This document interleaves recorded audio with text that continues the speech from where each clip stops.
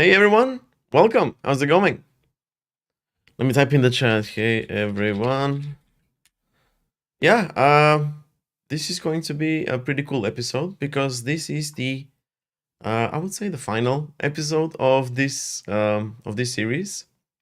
So it is going to be interesting. What I want to do or what I want to achieve for this episode is for us to recap everything that we've learned since episode 1. Right, everything that we've learned in terms of clean architecture and like unit testing and handling errors and how to structure your app and what clean architecture is and any other architectures. Yeah, so I feel like this is a I feel like we've achieved everything that we wanted to achieve. Right, we made our Next.js app testable. We have achieved clean architecture by the book, right? And yeah, let me show the chat right here. Oh, the chat is broken every time when I stream. Okay, let me fix that real quick. OBS. There we go. Yeah. Hey Landry, hey Indrajit. Going well, brother. How about you? I'm great. I'm actually ecstatic because yeah, this is I think like a very important episode. As I mentioned in by now 1,000 comments on my YouTube videos, we are going to be publishing an actual course. I feel like there's like 20 plus hours worth of live streaming content. Nobody wants to watch 20 plus hours to figure out clean architecture. So yeah, I'm going to focus on making a lot shorter form video or a course that explains clean architecture in Next.js, how to achieve it, how to write tests, dependency injection and everything. So I feel like that's going to be much more valuable than live streams, right? Because live streams are for me to figure things out, right? So yeah, that's what we're gonna do today. Basically, recap everything that we've learned, or try to remember. Of course, we are going to remember. But yeah, recap everything that we've learned so far. And in the meantime, we're also going to start working on the outline of the actual course that I'm going to publish later. It's all going to be on YouTube. Yeah, I'm just going to publish everything on YouTube, so it's available and accessible to all. All right, so I have Notion on my right side right here, and this is where we're going to be basically punching in our learning notes. We'll go through the code. We'll try to remember what we did there, what was important, etc., what decisions we made, so we can put everything here. And then I'm just going to use this as like the outline of the course. And that course, by the way, I'm going to use a different app, not this one, not Buffet. I'm going to use a different app, and we're going to be basically building an app from scratch, from npx create next app, basically.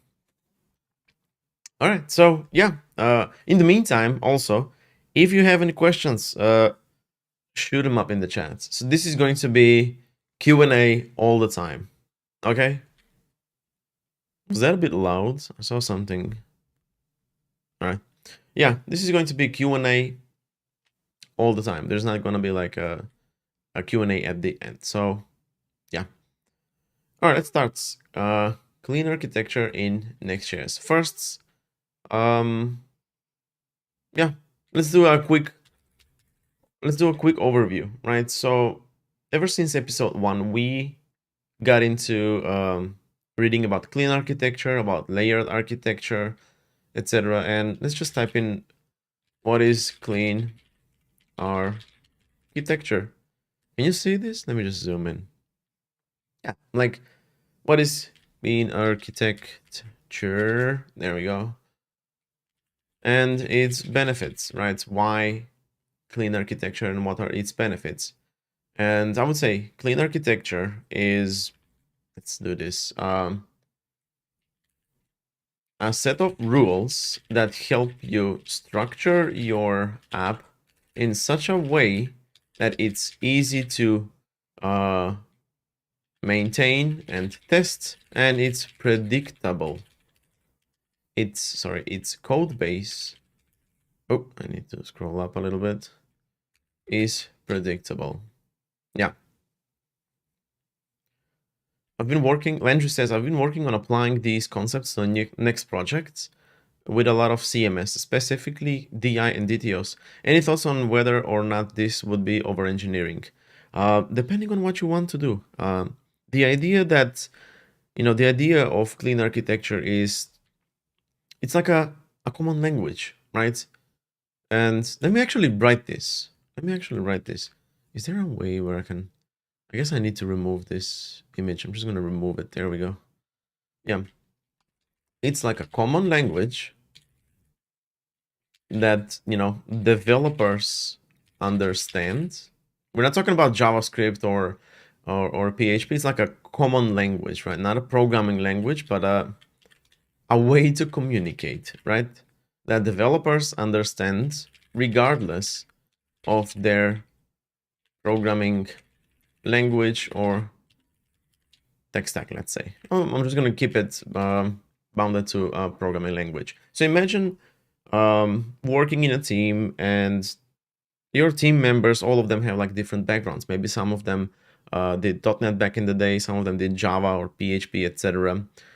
The idea with clean architecture is that it can basically be applied in any programming language. Sure, JavaScript is not an object oriented, but we saw that there are DI container apps, and there are libraries and ways, and that can help us achieve clean architecture. So it's doable, right? So imagine working with a wide variety of people with different backgrounds. You will all be able to work in that code base if the decision is, yeah, we're gonna be building this app in clean architecture. And even though I have a .NET background and you might have a PHP background or Java, if we learned these architectures, not just clean architecture, but there's like onion architecture, layout architecture, etc. If we've learned these architectures and we understand them, then it doesn't really matter, our that we have different backgrounds. You know what I'm saying? So I feel like that is like a common language that developers understand regardless of their programming language. Like divided by language, united by architecture. So yeah, that is like an interesting thought, like it's like a common language. All right, let's see. A set of rules that help you structure your app in such a way that it's easy to maintain and test, and its code base is predictable. Yeah, another thing is that it's CA, short for clean architecture, and friends, and I'm gonna put this in quotes, and friends mean the other, adjacent architectures, all have the same goal, right? Separation of concerns, right? A separation of concerns. It was the S in solid, right? Solid principles. Let's see. S was separation of concerns, if I remember correctly. Oh, it was a single responsibility. Okay, doesn't matter. Yeah. Separation of concerns means that if this part of the code base is concerned about writing into the database, and this part of the code base is concerned with validating input that was received from the client, these two parts need to be separated because they are not concerned about the same thing, right? So that is basically separation of concerns. And yeah, they introduce. I realized with the camera, it's not gonna work really well, so I'm just gonna move myself over here while I am typing here, and then we'll just like we'll juggle between the angles. Yeah, they introduce layers that isolate specific operations, I would say, and concerns, right? not specific, but isolate similar, I would say. Similar operations and concerns without letting, without, how do we say this? Like without letting dependencies and libraries and concerns bleed out, Yeah. Oh, we got some comments. Let's check them out. How to use batch API with drizzle and clean past DB to use case constructors. We're gonna have to check that out. Batch DB. I don't know. We're gonna have to check that out.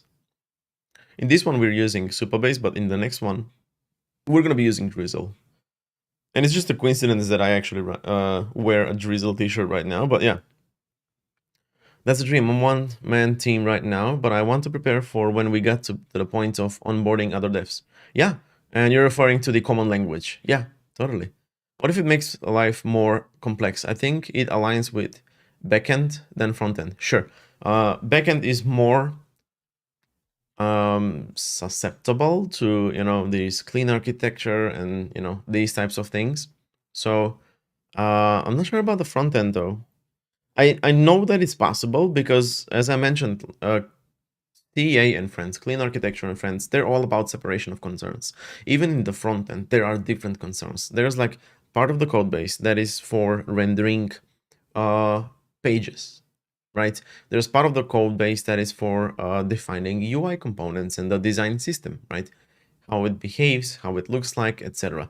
There's another part of the code base that is for communicating with the API or the APIs, etc. There might be a different part that works with browser APIs, cookies, local storage, etc. So there are enough pieces in the front end projects or front end structure as well, where you might say, okay, we need to separate these things, right?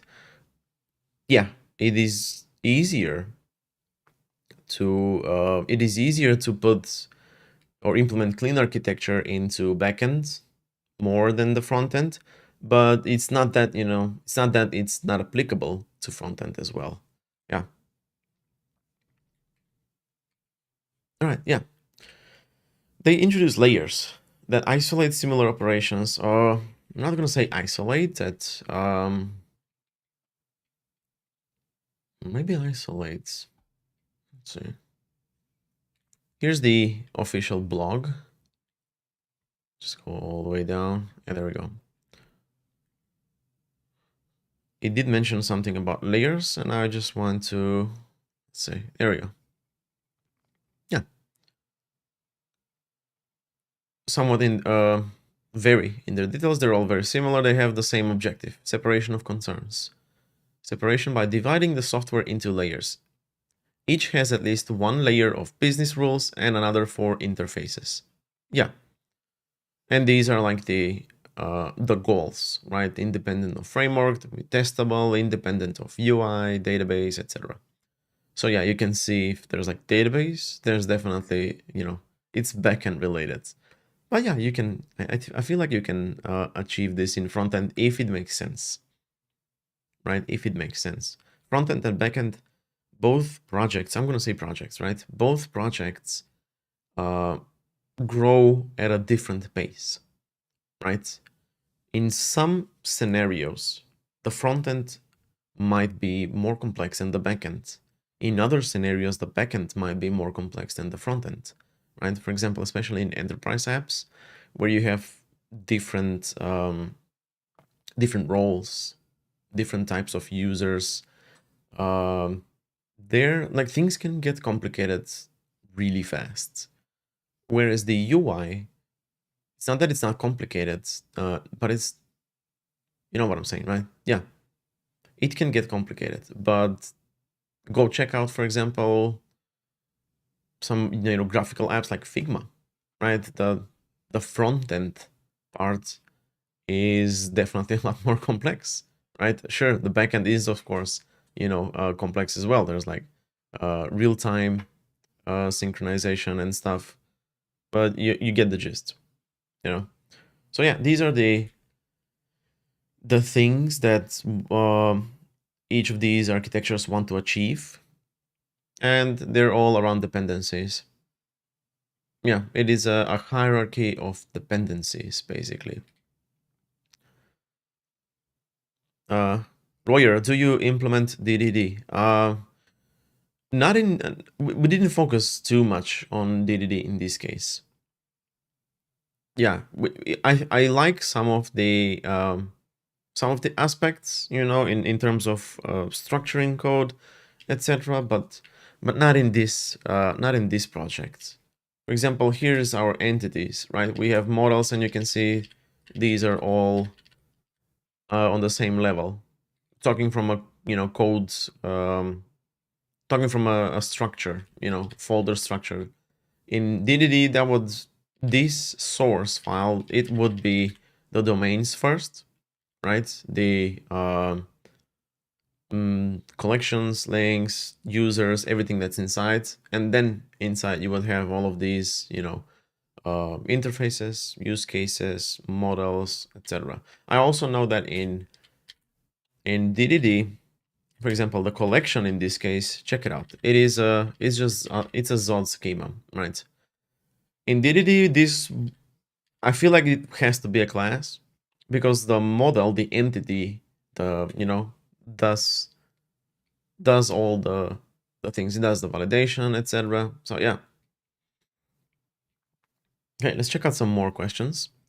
Do you implement DDD? Do you use entity mappers or transformers? No. Just Zod for now. So when we pull data from the database, we use these schemas that I showed. These schemas right here, we just use them to, convert database data into this entity or model data that we use across the whole app. Clean architecture does bring some complications, but it comes with the satisfaction of clean, stable, and more maintainable code. I like that it tells you where things need to sit, right? Need to be.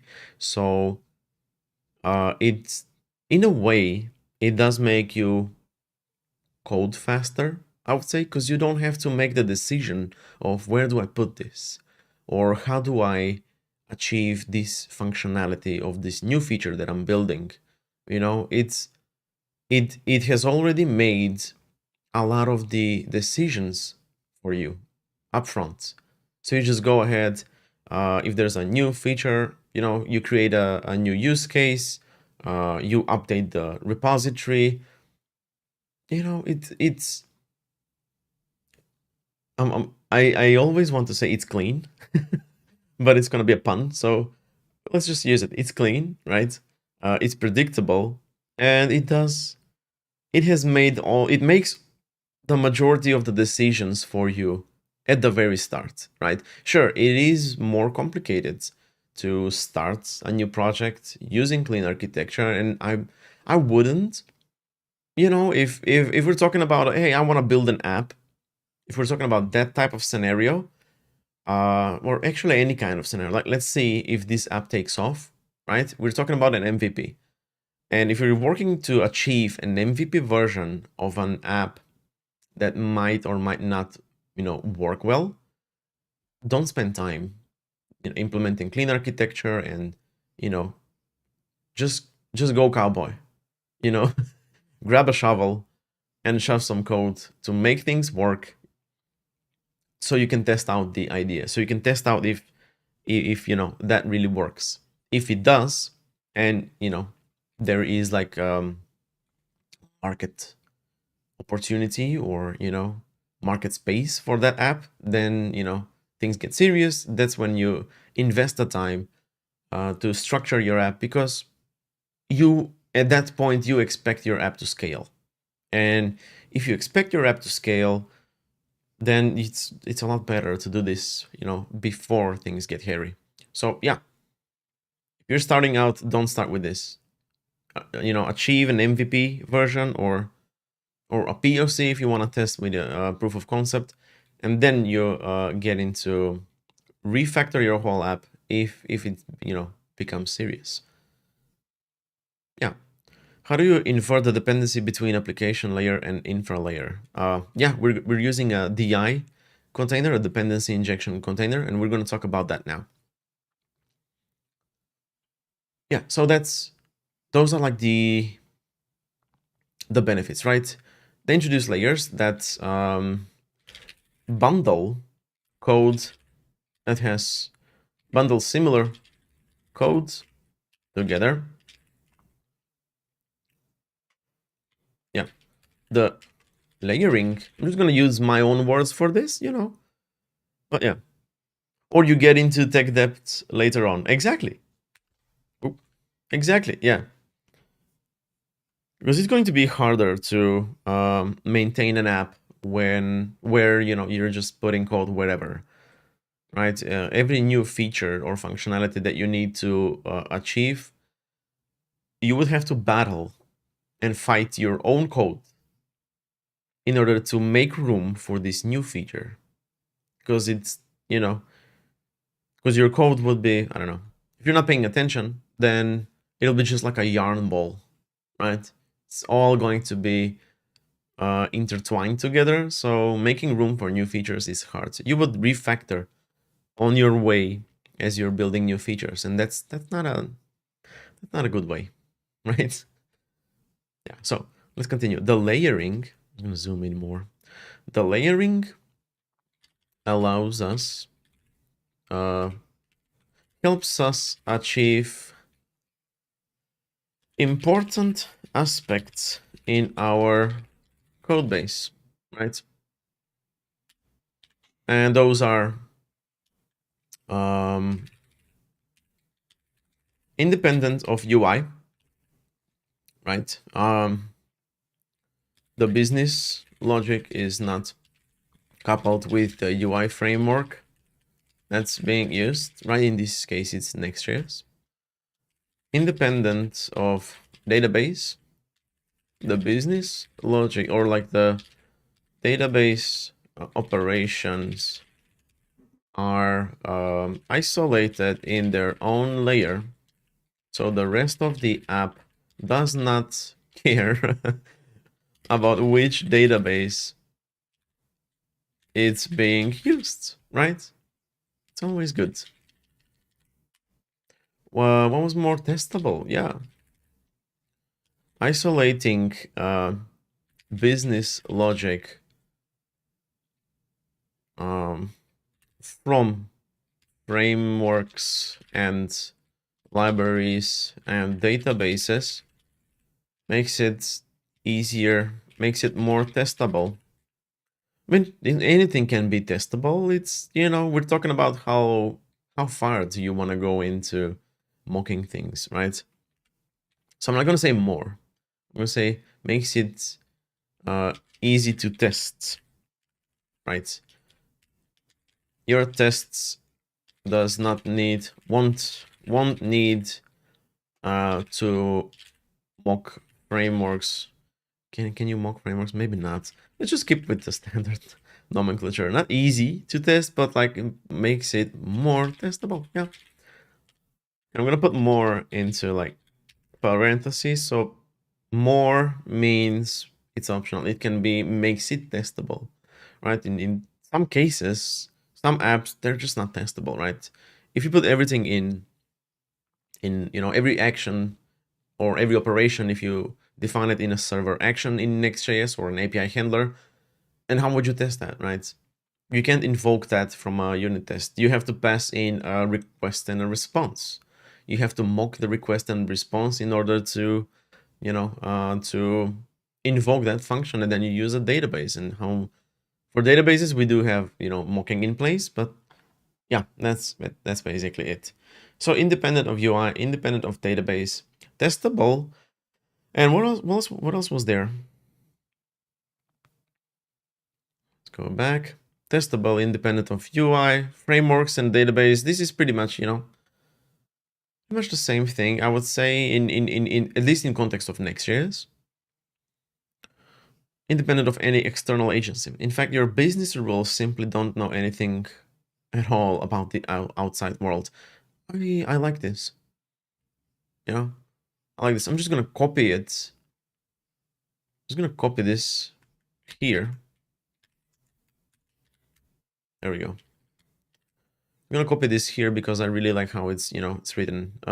External agency. This means, like third-party services or, infrastructure where it's, where it actually is deployed. Are you using like AWS APIs, or is this in Hetzner, or is this deployed in Vercel? Are you using the, I don't know, OpenAI's API, or are you using Anthropic's Claude, etc. if you're into AI, just like everybody else is in these days.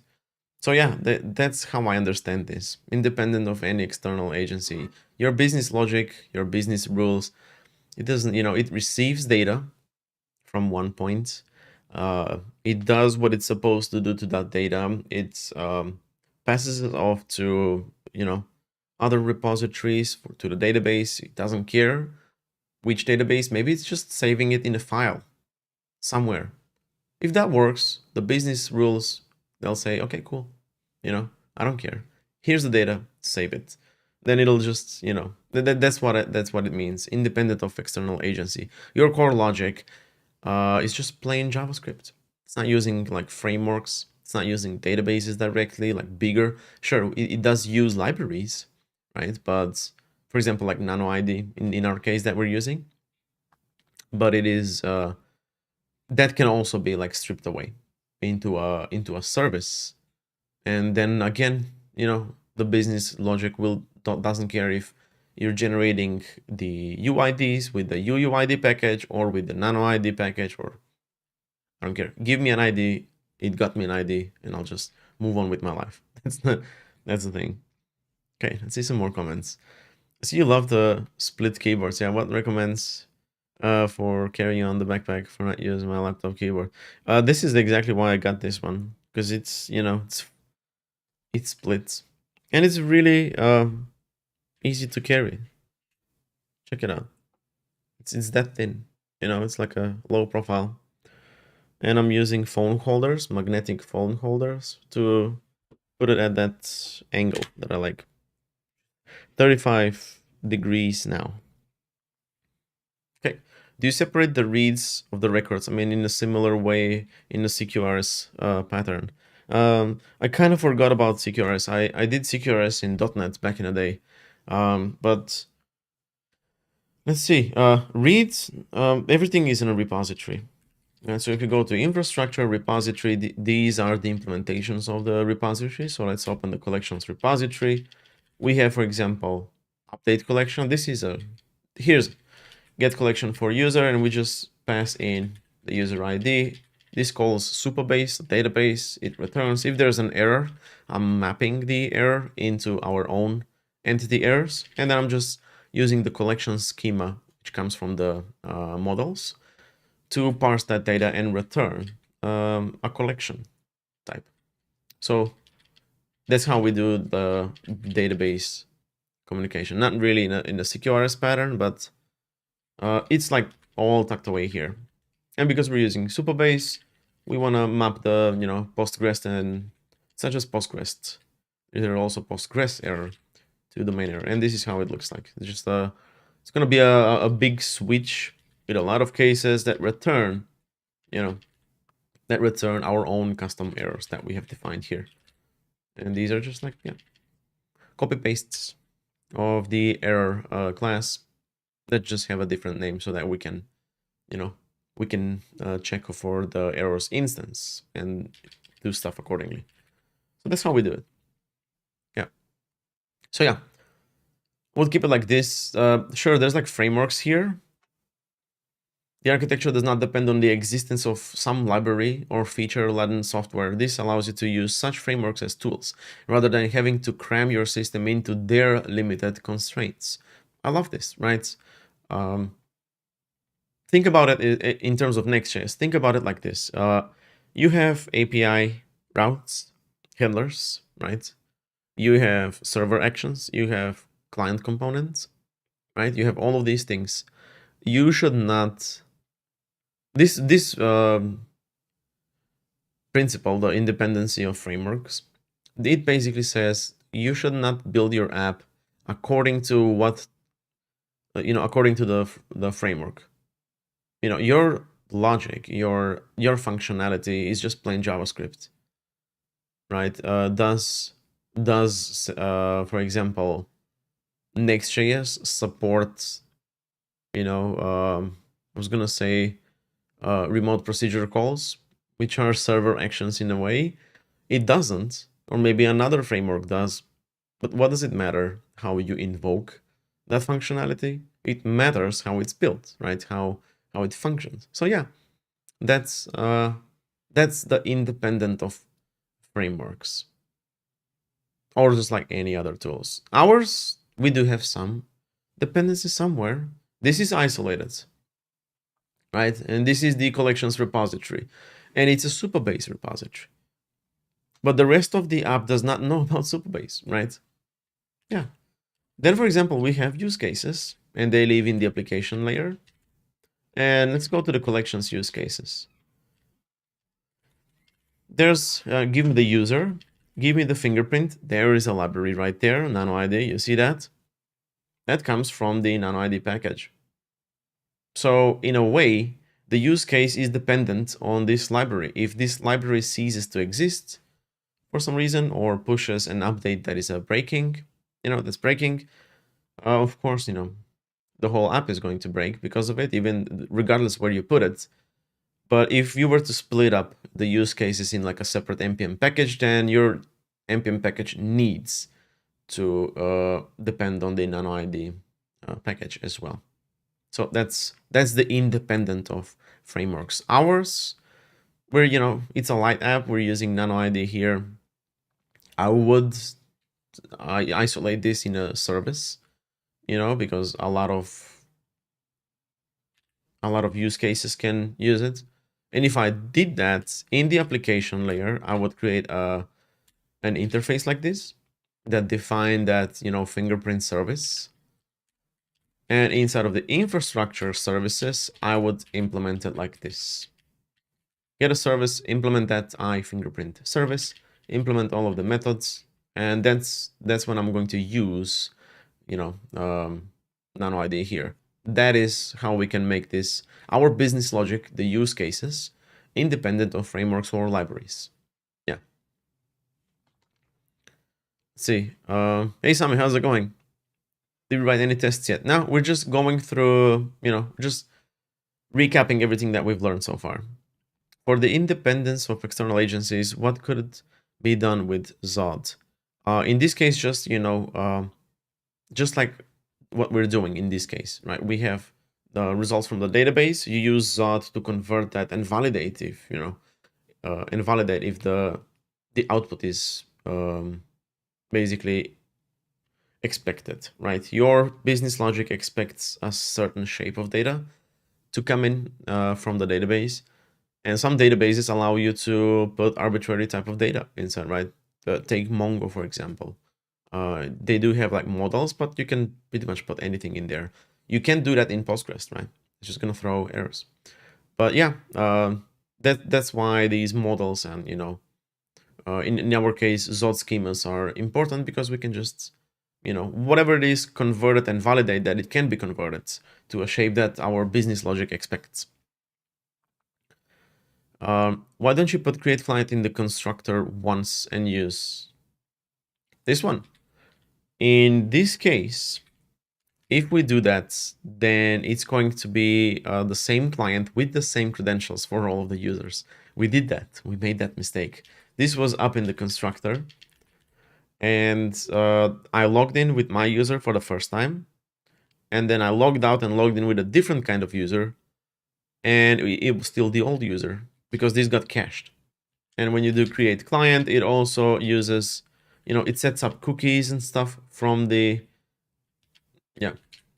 So we don't want to do that. That's the reason. Yeah. That's why we did not put create client in the constructor.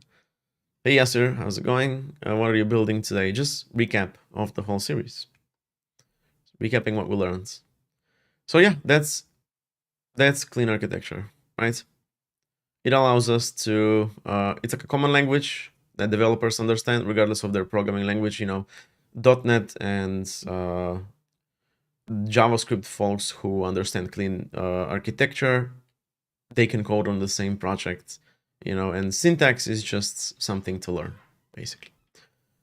Yeah, they introduce layers so that the layers isolate specific concerns or like operations and bundle them together, so they don't bleed out of those layers, right? And that layering helps us achieve independency of UI, independency of database, testability, because we're not depending on a database that we're literally executing just plain JavaScript. Whether there's like functions or methods, it's just plain JavaScript, easy to test, right? Easy to test. And of course, it's independent of any external agency. Yeah, we talked about this. Your business rules don't know anything at all about the outside world, technologies or frameworks or APIs or libraries, etc. So that is basically clean architecture, and those are its benefits. Let me actually convert this into what was the toggle list? Yeah, toggle lists. So that's clean architecture and its benefits. Let's talk about how CA structures code. Right. Let's get into the details now, right? And I'm going to put. We can start putting these diagrams there. Hey, though, so you encountered race condition. What do you mean? Oh, you mean for the create client thingy? Yeah, that's not a race condition. It's just we created one. It's the negative side of singleton, in a way, right? You create it once, but then it takes into account situational data information, right? Create client was created or invoked at the time when a certain user visited the page or triggered this functionality, whereas the next one will just reuse the previous user's client, because the client it's like I don't know, it's like an effect, right? It's not pure. It pulls in data from or information from the environment at that specific time. So that's why we need to recreate it all the time. Yeah. What is how CA structures codes? We can grab. I want to say we can grab this layer right here. Not layer, but diagram. Grab this diagram because this is easier for me to understand. I'm going to move this away so we can make a cleaner screenshot. There we go. Let's make a screenshot here. I'm making a screenshot. You don't see that. There we go. I'm just going to go here and bam.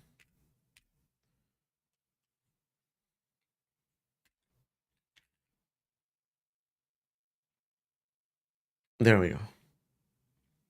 Yeah. So how clean architecture structures code. This is for simpler apps. If you see the official like diagram, there's this green layer in between as well, right? Controllers, presenters, and gateways. I don't know what gateways are. Controllers and presenters have the same functionality in a way. Controllers are like functions that gather data for a specific page, and it's used, mostly being used in like MVC patterns, model view controller type of patterns. These are my old .NET days. Presenters are pretty much the same, right? We can use presenters in our Next.js app. And what that's going to do, this would be used in like page components. When you have a bigger page, you can basically pull in all of the data for that page. So imagine if you have a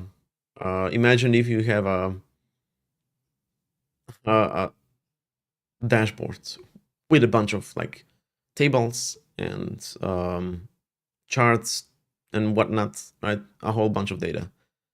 And you want to load all of that data with the page, right? You would use a presenter for that, right?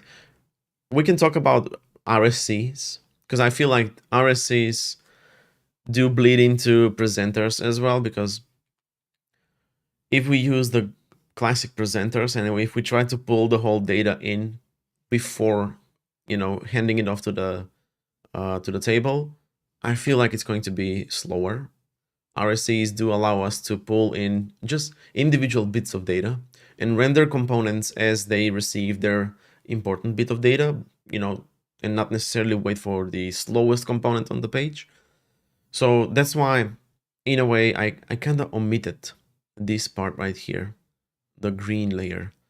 Because I feel like in these newer meta frameworks like Next.js, especially with RSCs, they get their own little bits of data. And they're going to do that through use cases directly. But they are framework components, right? They are React components, React server components. And because they're framework, they're going to be here in the web.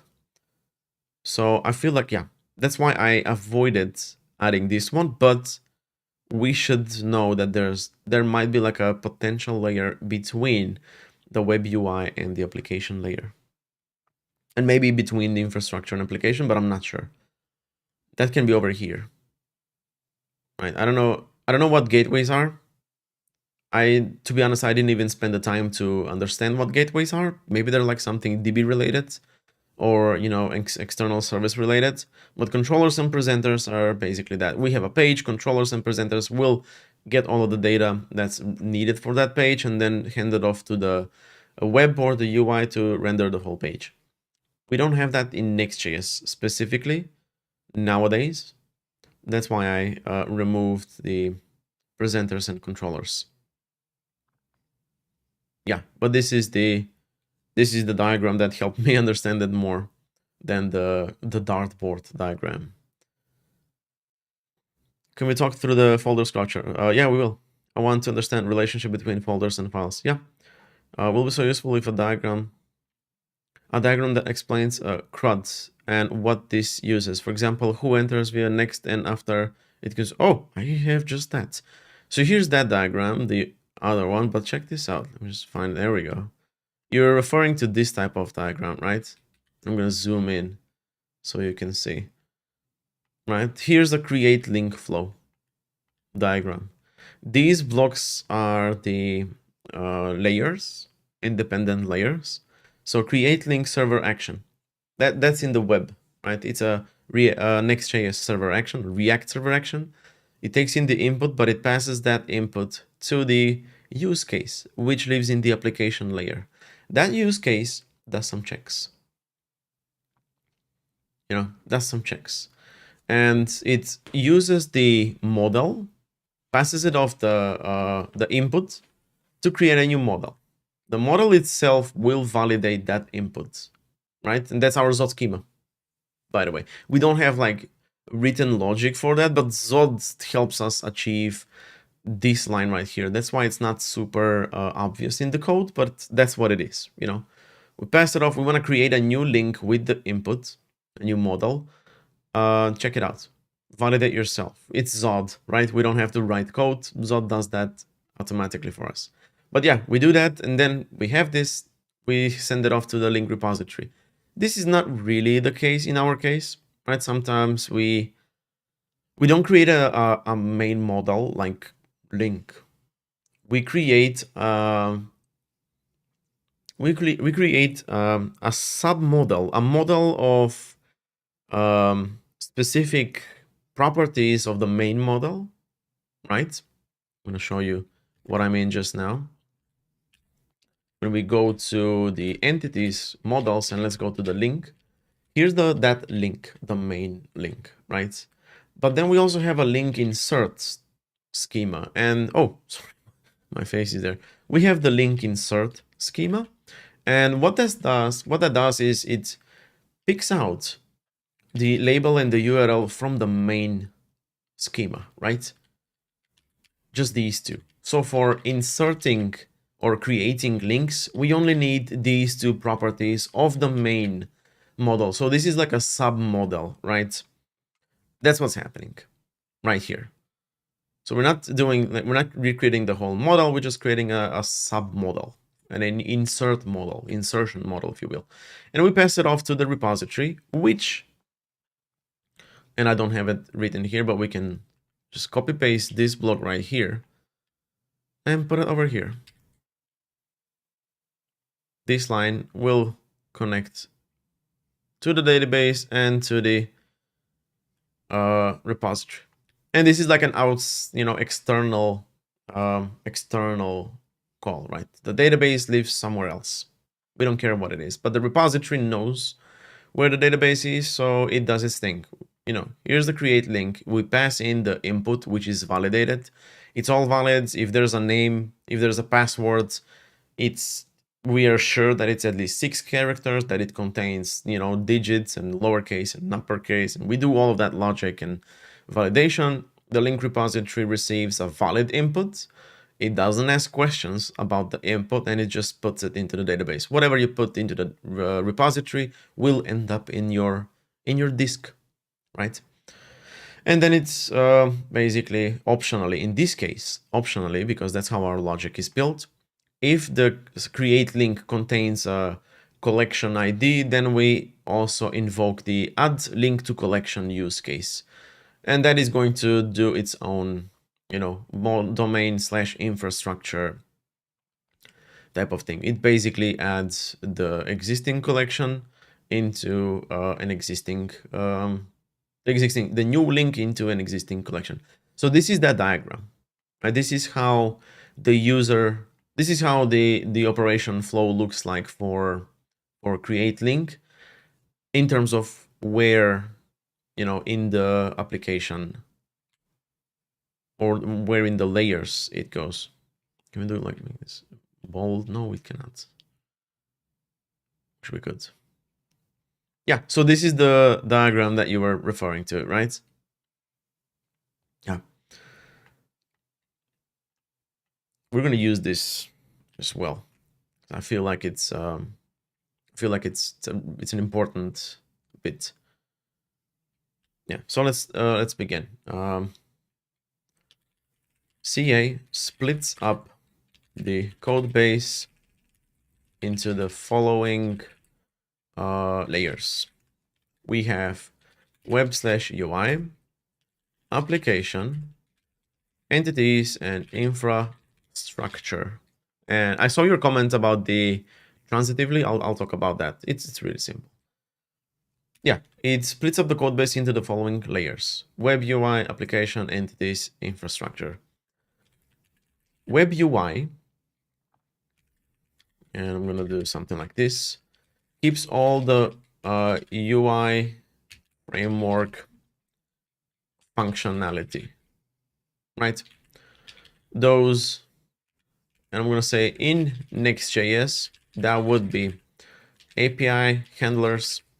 Those were not actually, they're called route handlers, right?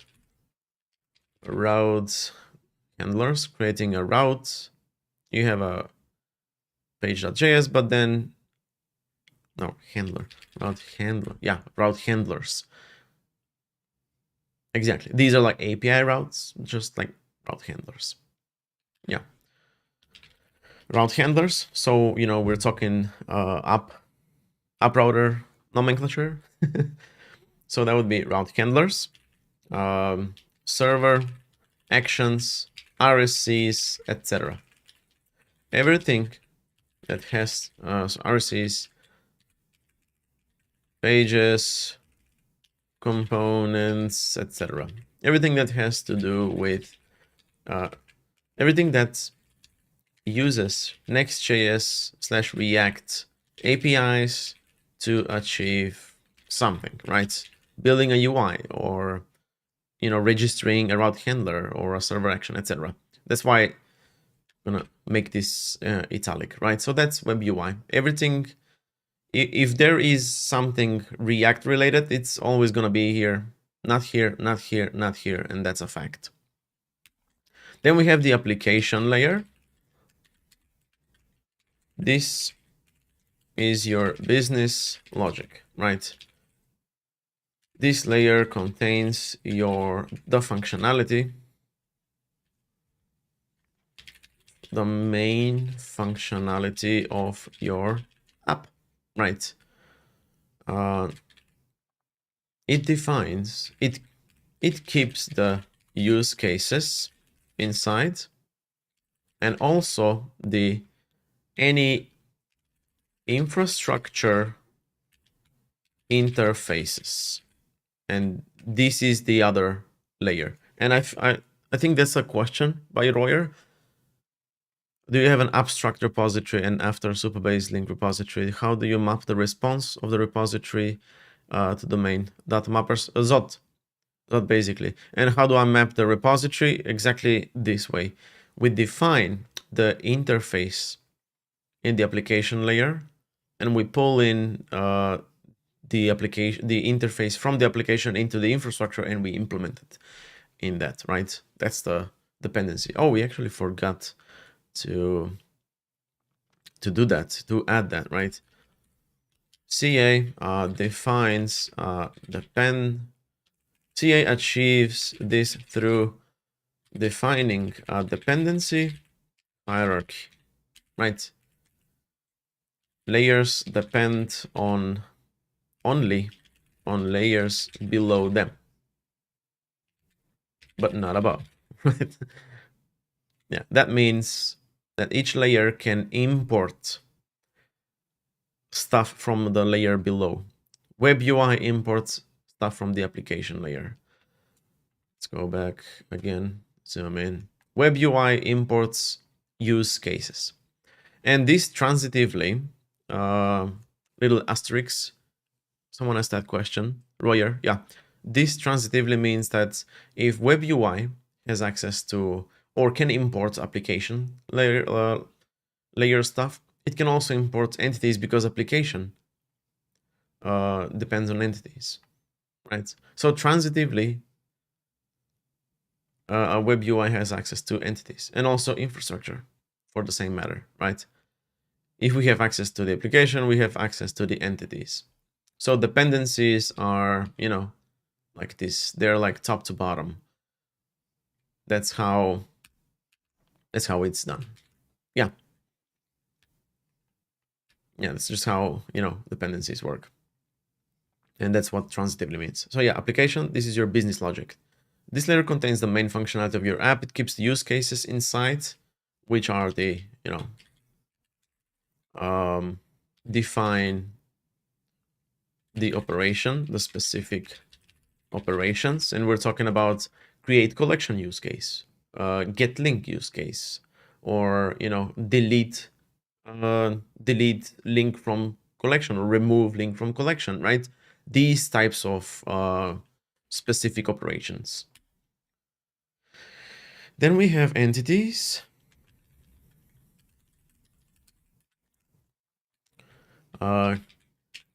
Keeps your model definitions, right? Schemas, I would say, and errors.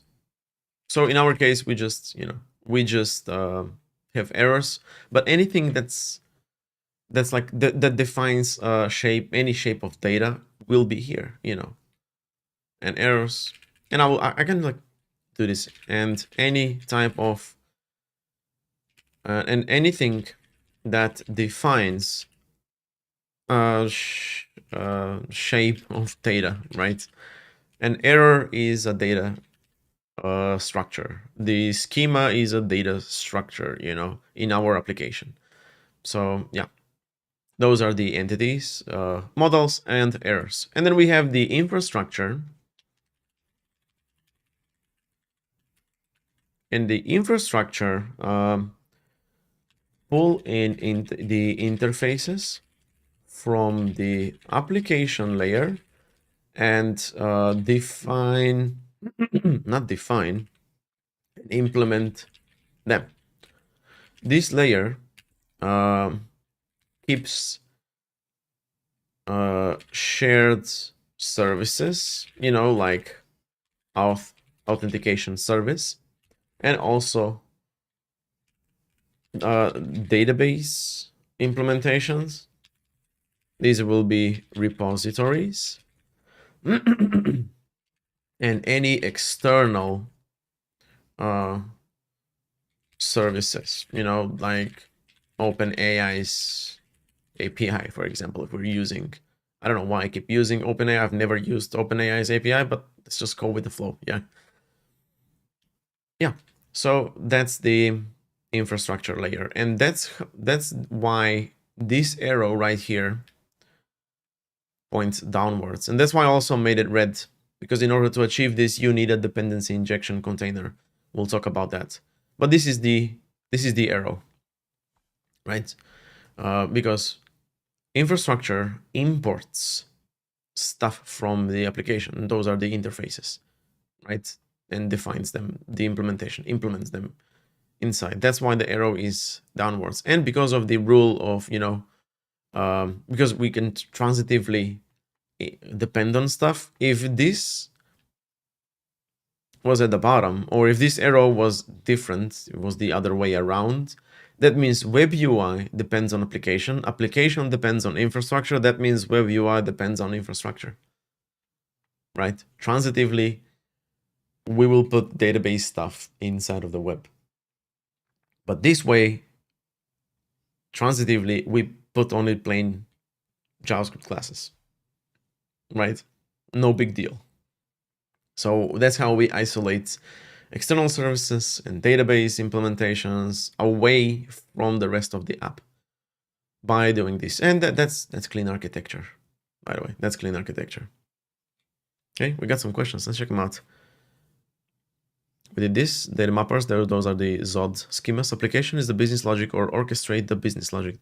The business rules should live in the entities layer or in CI is different. I feel like you're referring to DDD maybe. I've seen that in some apps or in some cases, the models define, the entities define the business rules. But by business rules and models, all I can think of is like validation, right? If this can be a valid collection, right? And the collections define their business rules. What are their business rules? That means the collections must have a title, but it's optional if they have a description. The title must be at least these characters or should not contain that type of characters. That all to me is just data validation. And just by using ZOT, we kind of do that, right? The entity, for example, the collection model, it shouldn't, I feel like it shouldn't be concerned about writing itself to the database or whatever, right? If that is the business rule, then no, I feel like that would just make the application layer just more complex, if you ask me. You know, application layer does that. Application layer checks for authorization. First, it checks for authentication. Then it checks for authorization. Then it, you know, creates the entities, and by creating the entities, it does the data inputs validation. And when all of those checks and validations pass, then it means that we're free to, you know, hand off that input to the infrastructure layer and do the things that it needs to be done, right? Read, update, delete, duplicate, I don't know. And that can happen multiple times, right? That's basically the case. And when you have, I feel like in our app, we kind of can use that extra layer, not extra, but like this layer right here. And that's the case when you need to use multiple use cases, right? You might have a create link use case, and I feel like that's wrong in my case. Create link use case, right?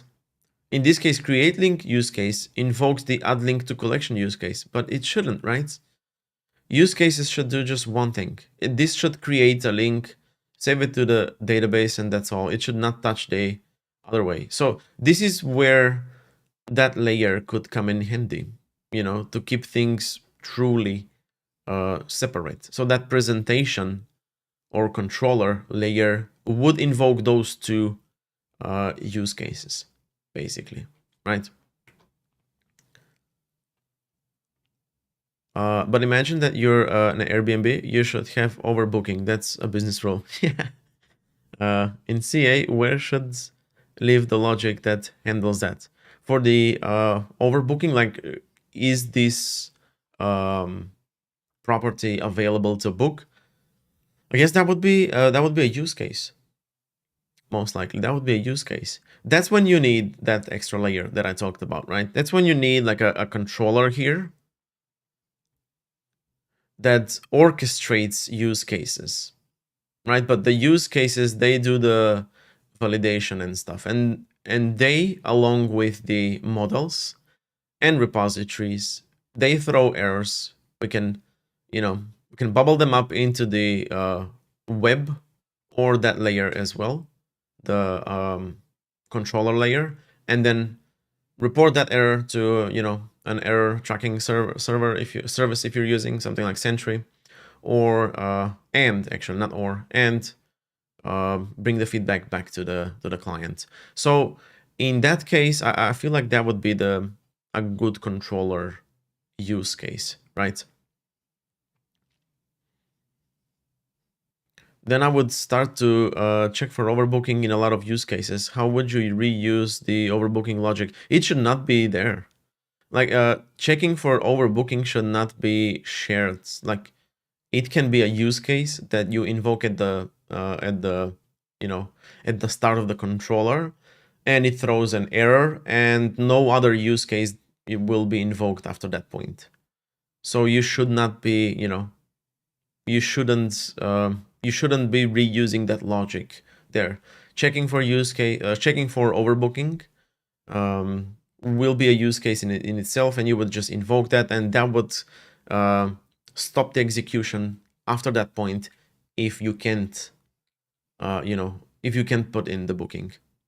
So the other use cases, right, that you have, those are going to be when they invoke, they will invoke with confidence that booking should be available, but they will throw an error if booking is not available, because you can always, you know, you can always cause a race condition in this case.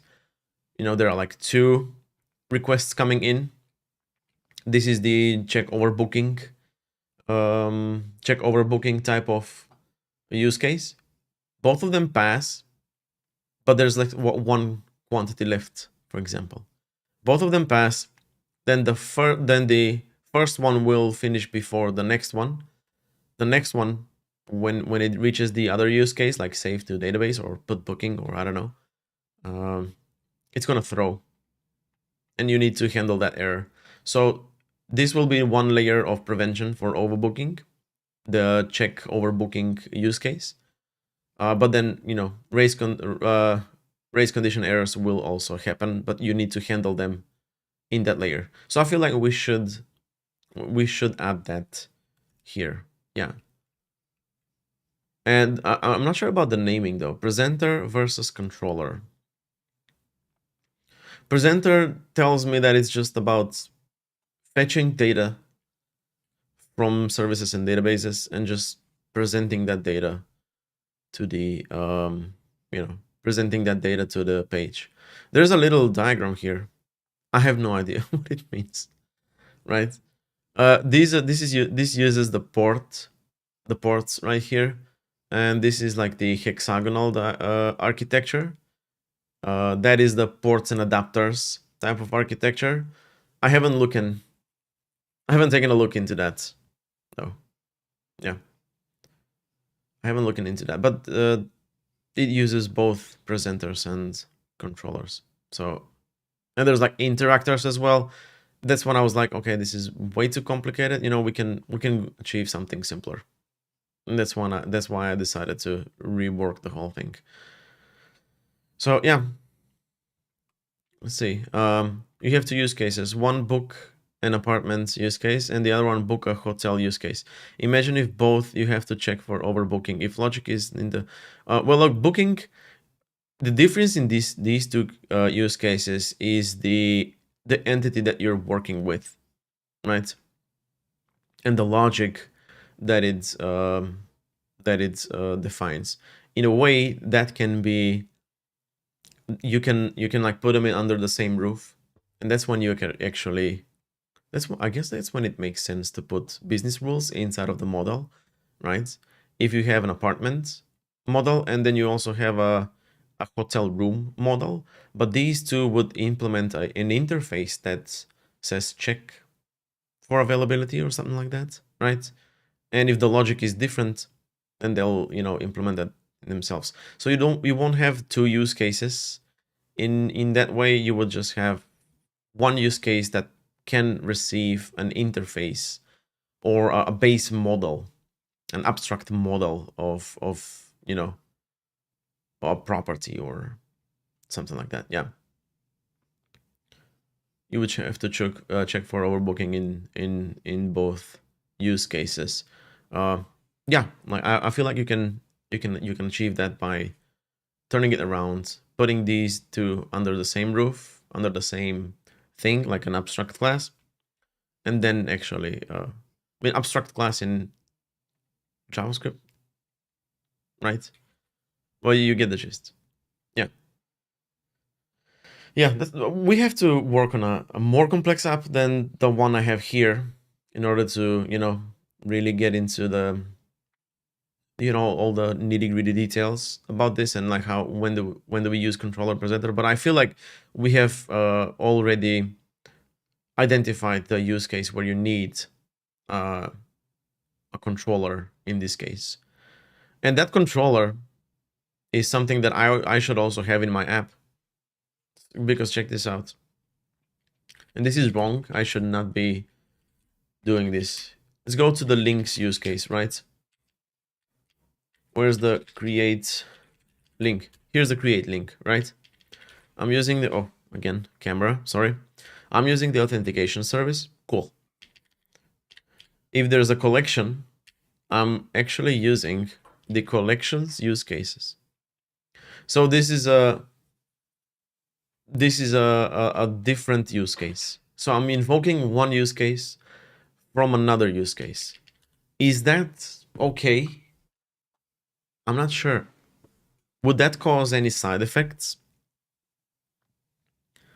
When testing, I feel like it's going to be okay, right? But again, separation of concerns. For example, the create link use case doesn't really need to know when or how to add that link to the collection, right? So that's when, this is where I feel like I should have implemented a controller instead to orchestrate these multiple use cases. Because yeah, this one dips into the links repository right here and creates that link with the data that has been pre-validated and the user that has been obtained. But then it also does this, right?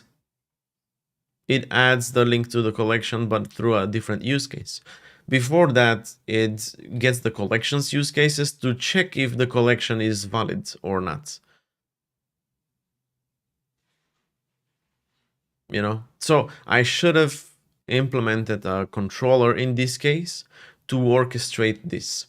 So this create link use case should check for authorization, maybe, if the user can have the right to create links or not, and do that.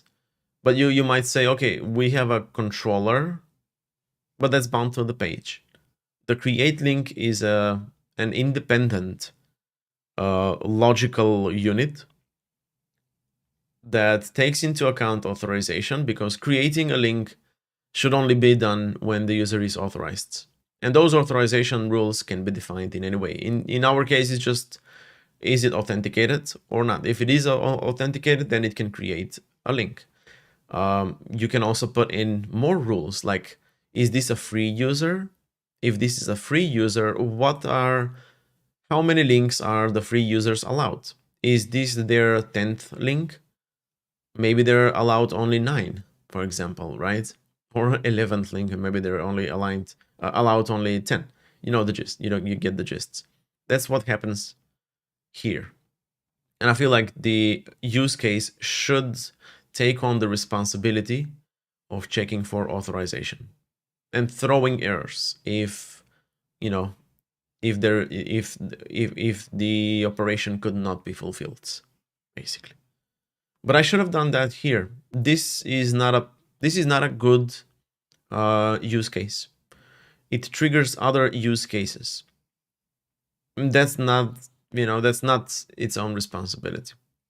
This logic right here belongs to a controller, not a use case. The use case can only say should we create a link right now with this input, with this user, or with anything that might affect the decision or the outcome, whether we can create a link or not. Doesn't care about collections or relationships with other tables in the database, etc. That's the whole case. And when you do that, and when you have a controller, imagine that this was a controller. You don't see the users right here. Imagine that this was a controller. It will invoke all of these use cases, but it will have like a try catch to catch errors as they come in, right?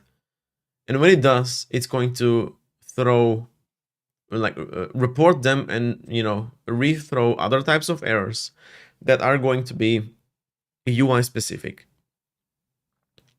right? Your innermost, let me just switch here and bring back my camera. These errors and exceptions are going to be for you, the developer, because you would report these to Sentry, for example. But in the layer between, in the controller, those are going to be for the UI, right? Because those rethrowed errors are going to have user-friendly messages, right? This operation could not be done because this and that, etc. But that message is going to be the one that's being showed here. I feel like that makes sense, right? If you don't agree, let me know. But that makes perfect sense to me. So I'm changing my mind right now. I'm changing my mind about bringing back this layer right here, the controller presenter. Because even in this simple application, which is like a basic CRUD application, we do have to have the app router. And even though it is like still supported, we know that it's going to go away, right? So I would have to refactor that logic and move it there. Whereas if it's just an invocation to the controller, and I'm doing that in a page, later when I refactor my app to use the app router, I'm just going to invoke the same controller with the same data in a component instead of a page. So that's why it's important to separate framework specific stuff with business logic specific stuff, and that orchestration of multiple use cases and when they happen, that's basically controllers and presenters. See, I changed my mind. That's why I need to make a course about this. Live streams are cool to just like talk and figure things out, but yeah, I changed my mind about controllers and presenter. I'm still not set on the naming though. Let me know what you think. We're talking about Next.js. We're not talking about, I have nothing against using controller or a presenter. But yeah, let me know what is the best name to use in that case, right? For something to orchestrate multiple use cases, catch their errors, and rethrow them as UI-friendly errors.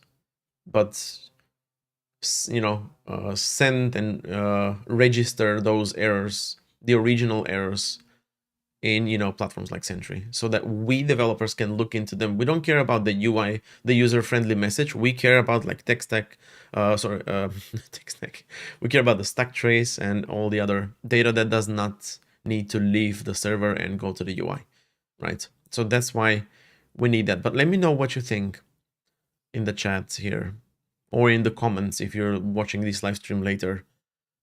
How should we name this? Controller or presenter? And I'm also going to update. I'm going to update this diagram a little bit.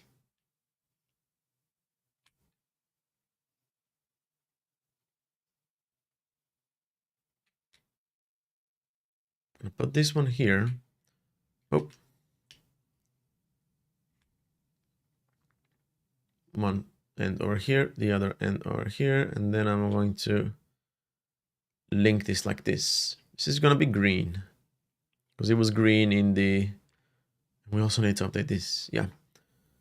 Let's call this controllers, presenters. Okay.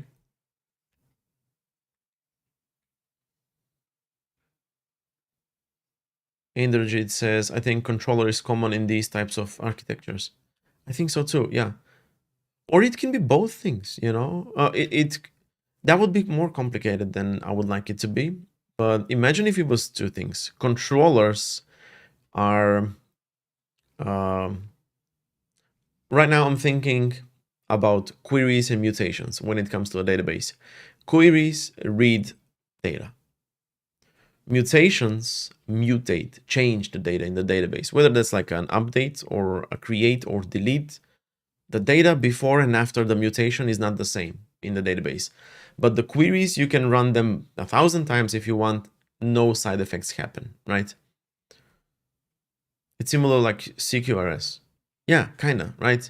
So controllers will affect the data. They have side effects. Presenters, they don't have side effects. So maybe we use presenters in our, you know, page components to only gather the data, but we'll use controllers in our server actions or API or route handlers, etc. The controllers handle user inputs, presenters handle rendering the UI, but both are tightly coupled with the, you know, the web UI stuff. So what do you think about that? Is that way too complex? If we can like keep it simpler, I would be definitely happy, but we can see that, you know, we definitely need a new layer here. There is a need of a separate layer to orchestrate all these use cases, because if we don't, we are breaking the main rule of clean architecture, which is like separation of concerns. Let's see. You separate the writes from the reads, so you can validate things, run the business rules, etc. When you read is more easy, you only fetch the data and present it. Exactly, yeah. I feel like there's more validation, you know, like picking out certain, you know, properties. You don't want, you know, like if you're rendering a user profile, you're not going to render the hashed password or the user ID or something like that, but you get the gist, yeah. Yeah, that makes perfect sense. I guess we can like keep these together. So let's think about how do server components play with the presenters. If we're pages router, we have a page, we use one presenter, which is going to be the dashboard presenter or user profile presenter, or, you know, let's open the app and see what's up. We can use one presenter per page. There we go. So here's one page, right? It has a list of the collections, and this is going to be the collections presenter. When we go to the links, it's pretty much the same list, but it has links data, right? It's literally the same UI, but it has links data. So this is going to be the links presenter, right? When we go to a specific collection, we look at the links within that collection and some collection details right here. So this is going to be the collection details presenter, and it's going to take in the collection fingerprint. In Pages router, this is going to be all clear. One presenter per page. But this is an RSC's app, right? How do React server components play with presenters? Because React server components, they fetch their own data. And they do that right now. Nobody's talking about this in the Next.js ecosystem, so we're just grabbing data from the database within the server component and rendering that. That is a big no-no, right? That should not be the case because it's just two coupling and it can be easy to cause bugs. How do they work with presenters then? Should we have a presenter per server component? Right, because server components are something like Kenzie Dodd's full stack components in Remix.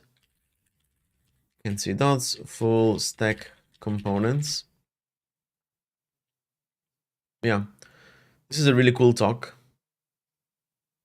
And you should check it out. Full stack components. But it basically that's, React server components. A component handles, input, handles fetching its data, and there's also a repo. Where did I read this? I think it was this. Yeah, this is much better resource. So this is, like it or not, this seems to be the future of how we build apps, right? Especially in React, but maybe, most likely, other frameworks will follow. Full stack components, where each of the components are independent of the rest of the components, right? They fetch their own data, they trigger their own functionalities with like server actions and stuff. But yeah, that breaks away, or like that challenges the controller slash presenter, the traditional meaning of controller slash presenter a little bit, because we're not talking about pages anymore. We're just talking about plain components, right? We have a component, and even in the app, this is a component itself, this table, and it fetches its own data, it renders its own data, and when I click visible here, it invokes a server action that's not defined within itself, but it does that, So we're not talking about pages anymore. In the new frameworks, this is why we might need to like redefine this, and the content that I'm actually doing is, good for Next.js, because you can just take this, slap it into Next.js, and just have it working. Things changed since, I believe this is like 2003, maybe something like that. I don't know. Oh, 2012 is the clean architecture, but still, yeah, things changed a lot in the past decade, and we need to rethink presenters and controllers. So I would say a presenter per server component, maybe. Controllers would be, let's see, because see how we're thinking about Next.js right now, right? We're talking about Next.js, like, yeah, we can have React server components and they fetch their own data, yada yada yada, because we're closer to this layer right here. When we were talking about use cases, we didn't even mention anything to do with, Next.js or stuff, because we're like, this is bigger than this. And even though previously in the previous diagram, they were together, a web pointed to application, we still didn't care about that here. And that's correct. We shouldn't. But in this case, we're much closer to the web UI stuff, because the structure, how Next.js, how Next.js works and the tools that Next.js give us will in a way dictate, and should in a way dictate, the controllers and presenters, right? Because it's something new. Like server components is a brand new thing. It didn't exist previously. And now we need to fit the traditional meaning of controllers and the concepts, the traditional concepts of controllers and presenters into something that's very new and very different than how we built apps previously. And Royer says it should be like one-to-one. Yeah. I feel like it should be one-to-one. You know, one server component has its own presenter. Probably you should have, well, yeah. Usually in the CA, you have duplicated similar code artifacts. Yeah. Duplication is not bad. We're not aiming for 100% of, reuse. It's okay to copy paste code. I should say that. It is very okay to copy paste code. When you start to really repeat yourself, that's when you abstract. But abstractions can hurt you as much as it can, they can help you. So yeah, I agree. This should be like a one-to-one. Let's think about more. Because this is going to be really tied to the web UI layer. This line will be, weaker and thinner than... Actually, this line will be thicker than this line, because these two are going to be tied a lot stronger than these two, right? So let's say, let's check out the app actually. See how we can fit that. We should be looking here. This is the app directory in Next.js, and I don't have it in the source directory, because in the source directory I have an application folder, because that's for the application layer, right? Here we have the actual web UI layer, and we have components, right? Here's the collections link. This is not the prettiest, by far, not the prettiest code that you might see. You might say the ugliest, but yeah, I was aiming for an MVP version. So here's the page, right? Let me move my camera now to the other side. There we go. This is the page, and we would use a presenter here because this only renders the page, right? And it renders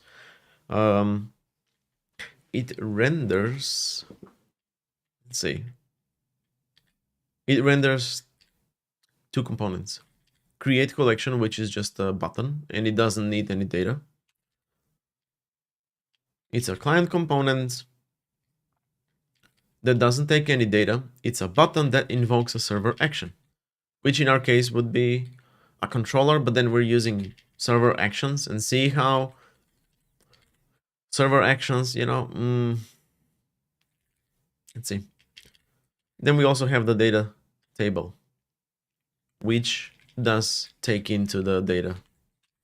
This is a server component. Oh, it's a client component actually. Yeah, it's a client component that uses the 10 stack React table to just render whatever it received, columns and data wise. So this requires a presenter, right? This requires a presenter. This requires a controller, because create collection invokes something that's going to change the database, and this requires something that's just read from the database without making any changes. So yeah, one-to-one. There's going to be like a collections data table presenter and a create collection controller, just like the use cases. So create collection controller will invoke the create collection use case, but it might also invoke other use cases, right? For example, the create link controller will invoke both create link, but then also the add link to collection use case, right?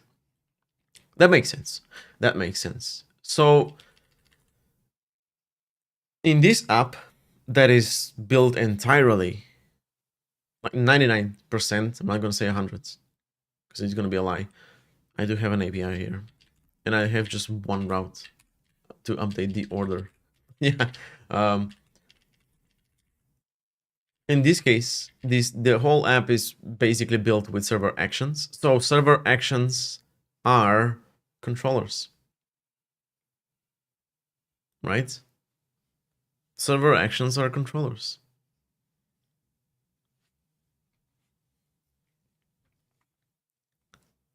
Let's see.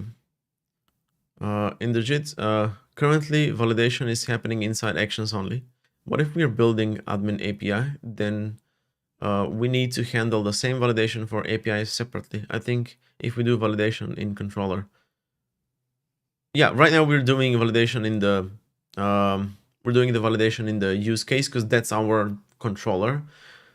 But if we introduce controllers, then yeah, we need to do the validation over there. And what we just realized that server actions in this app or in many apps nowadays, because people just use server actions to communicate now, it's easier.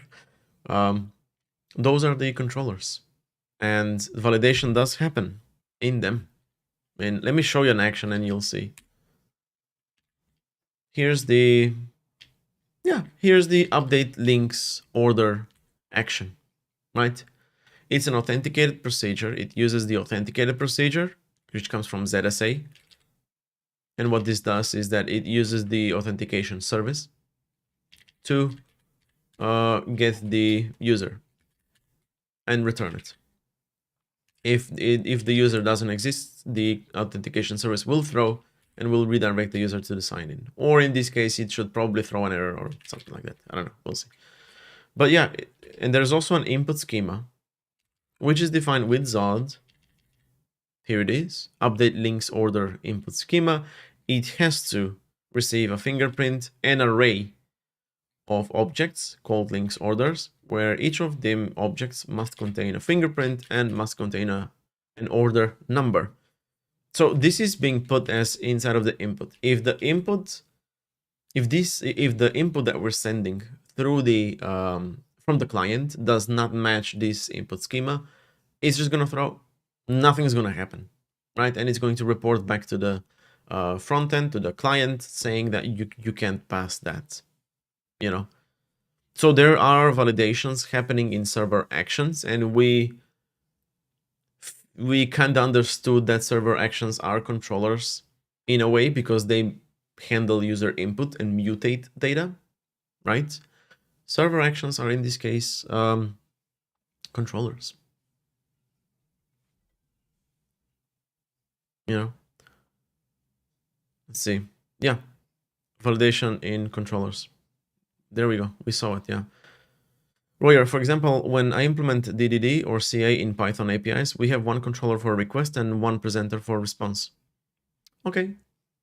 Yeah, so one controller for the request that handles, the request, it validates the data, etc. But then you have a presenter for the response, so it can return back the it can return the response back. That makes sense, right? It's not just for results; it's also for error handling. Right, so presenters in your case have handling errors responsibility. I don't know, maybe a thing like an API can give you other perspective. Yeah, and like an API route handler, it can definitely give you a different perspective because it's not really tied to a specific user action. It's just an API. It's out there. It handles inputs, and it returns back the results, whatever it is. Server client components are presenters. In a way they are, but you want to, if you want to split the data from the presentation, right? So when you want to gather all of the data just like in data form, not in like UI form, you don't want to do that where you're also defining the UI. Maybe, I don't know, maybe Next.js. We can see how Next.js, fits into this, but it does, you see, it does sip out and bleed out of the web/UI layer. Or should we allow it to? I think it would be better if there was a single source of truth when handling validation. I don't know. I think validation should be handled where it should be handled, right? There's like different types of validation. When you're validating a shape of data, or when you're validating data, you're validating that depending on the concerns. If we are concerned about the validity of the data before we write it to a database, is one thing, and if we're concerned about the data or the validity of the data before we present it to the page, that's one thing. So maybe that validation, I guess it's going to be okay if we like sprinkle that validation in multiple places where it should live. Yeah, in a way, DTOs are, DTOs have validation concerns. They usually live between the repository or like the database and the use case and the repository. But in this case, we just use models with Zod to keep things simpler, because we didn't see a real reason to implement DTOs the standard way, right? We're breaking that common language aspect of clean architecture, because if a .NET person comes in a Next.js project, they're gonna expect to see DTOs, but no, we're gonna hit them with Zod schemas and they'll be angry. Yeah. Yeah, let's continue. This is interesting. I guess one-to-one, right? What do we do about actions being controllers? Like actions just being controllers.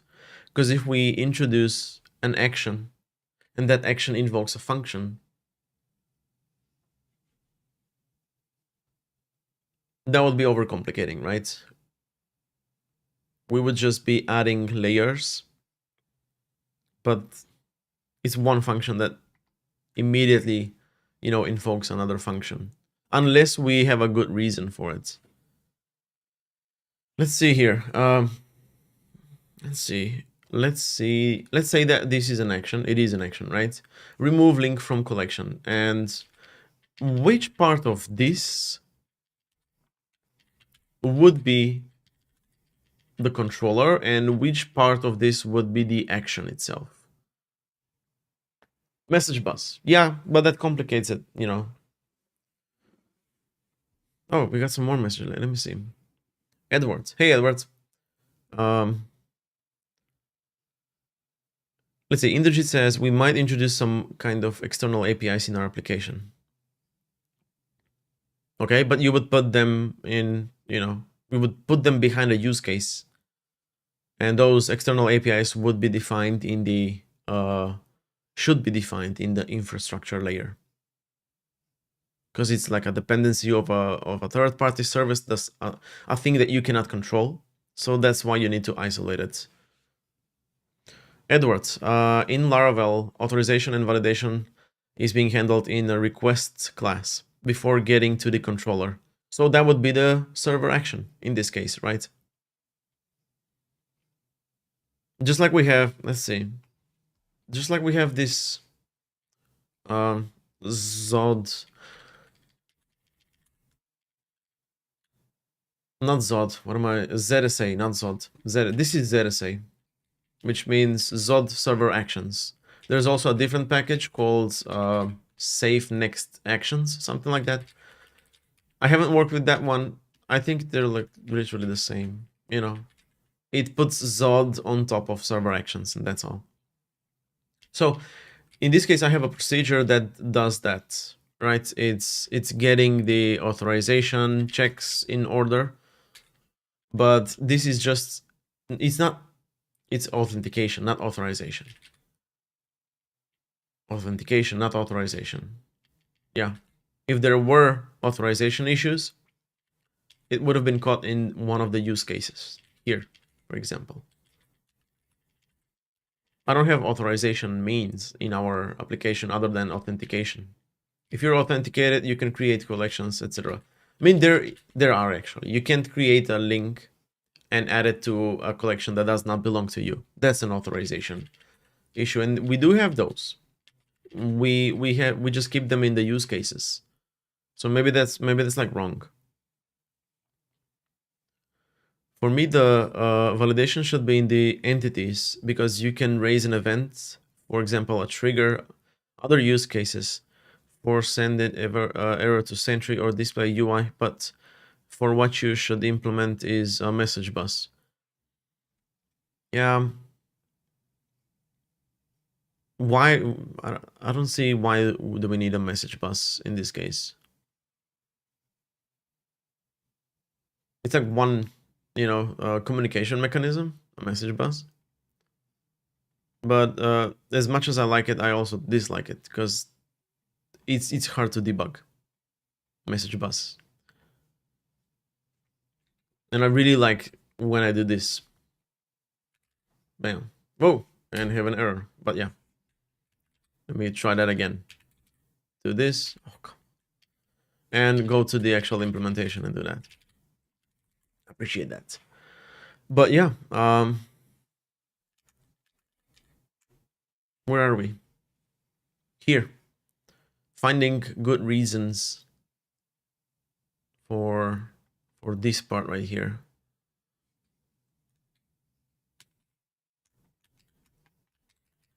If we have an action and actions do the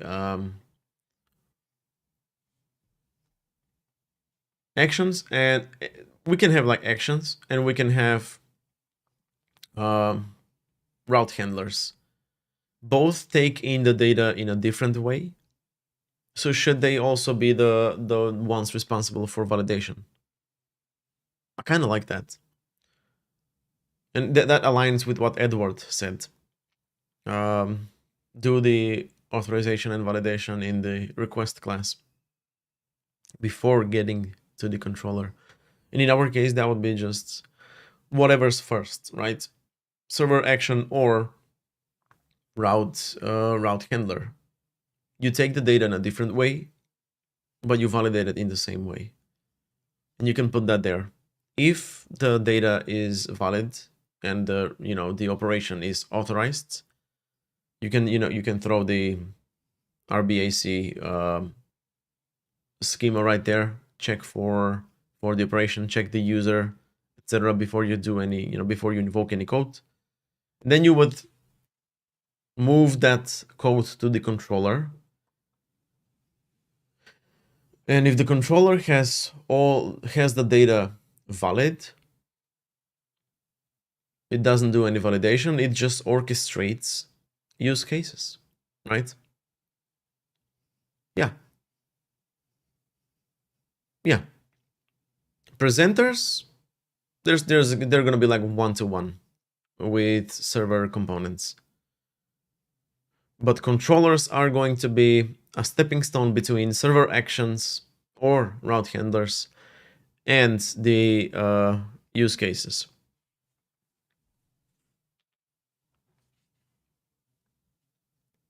I think I like that. Yeah, I think I like that. So validate data inside of inside here, which are going to be like server actions or route handlers. But the controllers will just orchestrate use cases. And for example, in most cases, that would just mean invoke a single use case. But that would be a presenter. The controllers still create a collection is just invoking the create collection use case, and that's it. Right? We need to think about error handling here. But I guess that calls for some refactoring then. Don't you think? Starting off with a clean slate here. I'm gonna quit new of him, reopen it. I'm not gonna update because I had issues. So let's see. Yeah, let's write some code. We're gonna introduce controllers now. Controllers are going to be the ones that orchestrate use cases, but take in pre-validated, valid data. And I'm gonna put a little asterisk here receive pre-validated data. Pre-validated and pre-authorized. Or no, not pre-authorized data, pre-validated data. I'm gonna make this like 13%, 13 pixels. Maybe I should have just copied this one. There we go.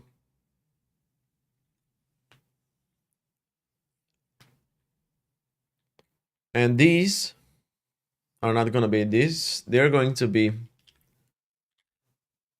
controllers for actions slash handlers, right? Presenters for RCs. For controllers are gonna be pre-authorized. So when we are going to be invoking controllers, we're going to be invoking pre-authorized code, basically.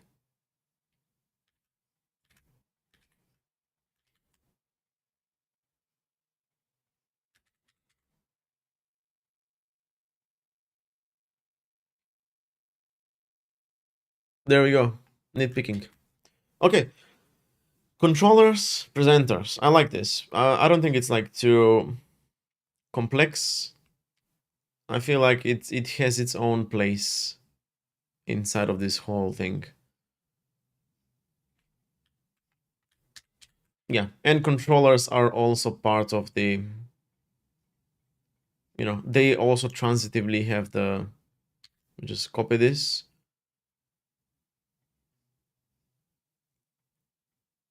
Come on now. There we go. These two, because they depend on the application, they also have access to the entities. That means if we import stuff from the entities inside of the controllers layer, it's all good. Okay? Yeah. They will be pre-authorized presenters. I mean, sure, presenters can also be pre-authorized, right? We have server components. They do work with data. Is the user authorized to see that data? So yeah, presenters will also be pre-authorized. I'm gonna put that here. Pre-authorized. That means authorization needs to happen here. Because in Next.js, this is not happening. This doesn't mean that it's happening on the browser. We have server actions and components and API here. That's on the server, but it's tied to the framework, so that's why we're going to be isolating it into the same in this layer, because it uses framework specific stuff. Here we're just talking about requests, but not as like an HTTP request or the requests class, but just like operation requests. Do this, give me that, right? And they're going to use use cases, multiples of use cases to achieve or fulfill that requests and bring back data, bring back the result to the web UI. Okay, I can see that. Okay, what about testing though? Testing, how do we test controllers or presenters? I guess just give me that like give me the collection and then just expect that collection to have all the inputs, all the properties and the values. Yeah, easy. And then how do we test for the controllers? If I bring in the create link controller, I will just, how do I check? Let's see. We have a unit test that checks create link, which can or might not actually create an entry into the collections table, but it definitely does into the link table, unless an error happens. But with the validation and authorization and all, we minimize the chances that an error is going to happen here. But it can always happen. Okay, so let's see. Unit tests for these types of things, for controllers and presenters.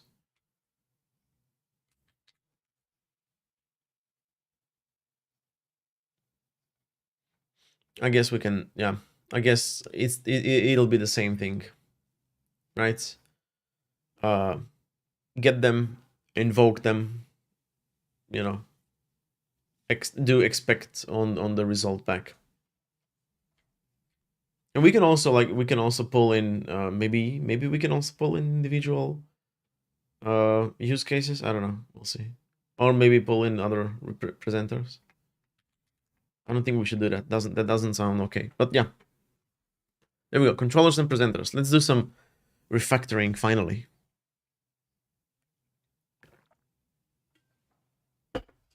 Okay. We have the application here. And what is the name of this layer though? What is the name of that layer? That's the interface layer. And interface does not, we shouldn't confuse interface for like a literal interface, like a code interface, but for like an interface layer or interface adapters, right? This is the application layer. This is the enterprise business rules by the book, but we only have like validation and stuff in here for the entities, and we also define the errors. And I feel like errors are enterprise business rules, right? We define errors, custom errors for our application, and our application can have its own unique scenarios where a specific error happens. So that's why enterprise business rules also means custom errors, right? And then we have the interface. This is the frameworks and drivers, and I just call it web UI, but this is going to be the interface adapters or controllers presenters. And I'm not sure if we're following this along. I have no idea what this is, to be honest. I think I need to learn the hexagonal architecture, because that's the ports and adapters type of thing. I have no idea what this is, and if this is correct in our use case, in our I don't know, thought process. If controllers and presenters do this, I don't know. See, the presenters have an output port, controllers have an input port. There's an interactor that that has different arrows, and these are like interfaces. I don't know. That's why I think presenters and controllers, I think it makes sense for us to tie them with queries and mutations, right? These handle user input, user actions, user requests. These handle what gets shown to the screen on the black mirror. So that's enough, to say these are two separate. There's like a separation of concerns happening, right? Yeah. Let's just move on. So we're going to call this layer the interface adapters, because they are interface adapters, right? Yeah, they are adapters that connect the web UI with the use cases, so that the web UI doesn't care about use cases, right? But adapters means that this side of the adapter needs to be, it's basically like a hard dependency here, or this shape or this nature, if it's a server action or a component, etc., will dictate how this adapter looks like. I'm gonna say that, but we're not gonna be using the ports and stuff. I think that's just, it's gonna complicate things. I don't want to make it complicated at the very beginning, so we'll just say these are gonna be the interface adapters. Interface meaning like user interface, right?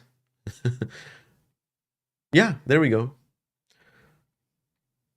User interface adapters, and we're gonna define controllers for actions and presenters for server components. Yeah, this is Next.js specific. So yeah, let's roll with that. I'm just going to create one more or layer of these. I'm gonna put it here. I'm gonna put it all the way to the back.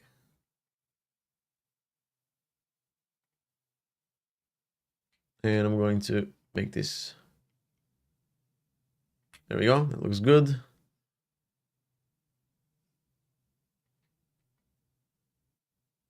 So these should remain here. Bring this up. Web UI goes here. Infrastructure goes here. This line goes all the way across, and we should send it one layer below. Send backwards, not to the back. Oh. Wait, what?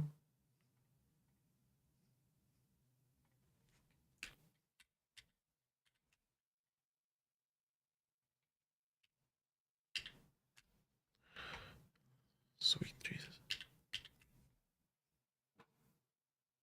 What is going on? Go back. You need not all the way to the back. Interesting. All right. This is going to be the interface. The interface adapters layer. And it's going to be green. Because we want to keep it by the book. Right? Reload. Yeah, it always helps, right? Let me just get these things. And this one as well. We don't need that one, but still. And I'm going to do forward. Nothing happens. Yeah.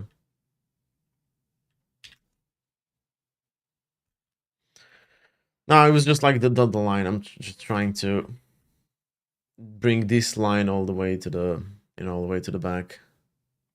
So it's not splitting the whole diagram. It just splits the web UI from the infrastructure. Or yeah, use two lines. Let's just use two lines.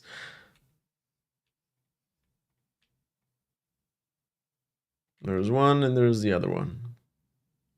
And these two define this one. And they're not present in the original.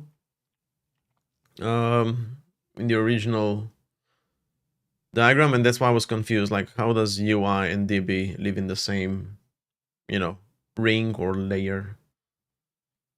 But they don't. So that's why I decided to put these lines right there. All right, so we're gonna need presentation over here. It's not gonna be presentation. It's going to be it's like UI frameworks will live here, right? We need to make these. We need to put these lower. Make room for one more. This is going to be the controllers, and presenters.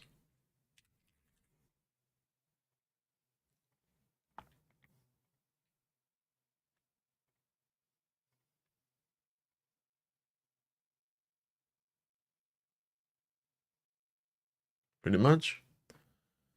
So this is the use cases or application layer. Actually, we did that, yeah. This should be interface adapters, but this should be like controllers and also like presenters, right? There we go. These are, yeah, like this.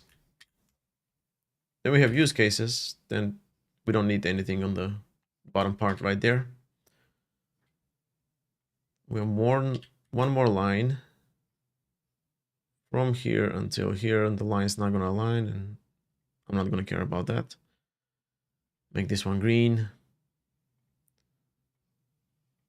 Model is basically the domain layer, and at the end we have the infrastructure layer, which takes care of persistence and shared services. There we go.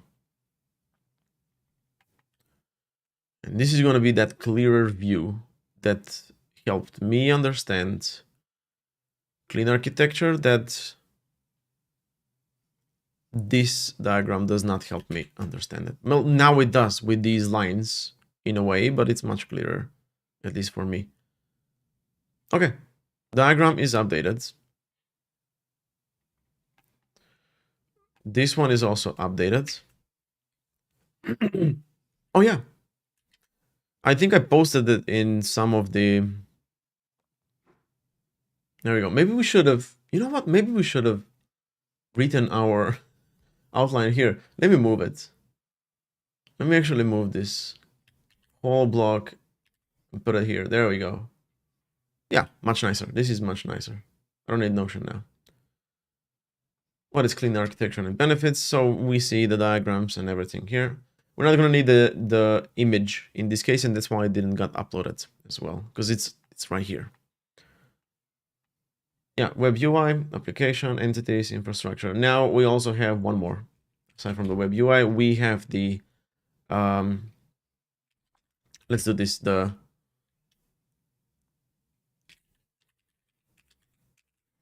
UI frameworks, the interface adapters, the application, domain, this is domain, not entities, domain, and then the infrastructure, which takes care of process. Yeah, naming is, weird in this case, but yeah. There we go. So web UI, I'm just gonna do UI frameworks. Keeps all the UI framework functionality. Yeah, route handlers, server actions, anything that touches Next.js or React is here. And we have to contain that into one layer because we'll have React dependencies, in multiple layers. We don't want that. Then we have, after this, in between UI frameworks and applications, let me zoom in actually. Can I zoom in? Yes, I can. Then we have the interface adapters layer. This layer defines controllers that handle user actions, right? And presenters that gather data. Yeah, that gather data for pages/RSCs, right? Those are going to be the interface adapters. Oh, we have one person. An optimistic reindeer. Is this shared correctly? Can someone actually... It's publicly viewable, but you can't edit. Okay. Just want to make sure that no one gets in and just like deletes the whole thing. Okay, there we go. That looks good. Then we have the use cases, which are the application layer, and also the infrastructure interfaces. And that's missing right here. See, let's be consistent. People will appreciate it if we are consistent with our naming and drawing. Infra interfaces are going to be defined here. And I'm going to put it on this side right here, or maybe even at the bottom. Yeah, let's do that here. Nice. There's no... I'm going to put these here because both of these will be closer to the web UI, and because this is a two-sided ring, infrastructure will only have these things right here. Yeah. Hey dudes, how's it going? There we go. Much better now. Entities, keep your model definitions, schemas, and errors, and anything that defines the shape of data. Let's also make sure that we include the, the fact that this layer handles actions pre-authorized and validated. This layer receives, this layer invokes pre-authorized actions, right? That means we need to do the authorization over here somewhere, or maybe they can do the authorization themselves. We'll see, we'll see. And also receive pre-validated data for that specific operation, right? We can say create an action, create a collection, and not give it a title. I don't even need to go to the interface adapter to see that. The this layer right here, the server side of the web will handle that. There we go. Yeah. Then we have the application layer with the use cases, and that's just plain business logic. It takes in data. It juggles it juggles repositories to write some stuff to the database to basically do the business logic right there. And when we split all of these responsibilities, we're gonna have like simpler functions. For example, the use case it's going to receive pre-validated data, right? And the action is going to be pre-authorized. So what is the use case going to do? It's just going to grab the data and just use a repository. Use a repository to put it into the database, and just do that, right? And you might say, it's like we can bring this in the controller itself. Why not? Why are we creating all of these functions and stuff? That's the negative side. It's going to be simpler. The functions are going to be shorter and smaller, because that's the whole thing. We are not putting the responsibility to we're like spreading the responsibilities to different things, and that's why all those things individually are going to be smaller. But we need to have infrastructure. We can't just dip into the database, into the use cases, because we can test them that way.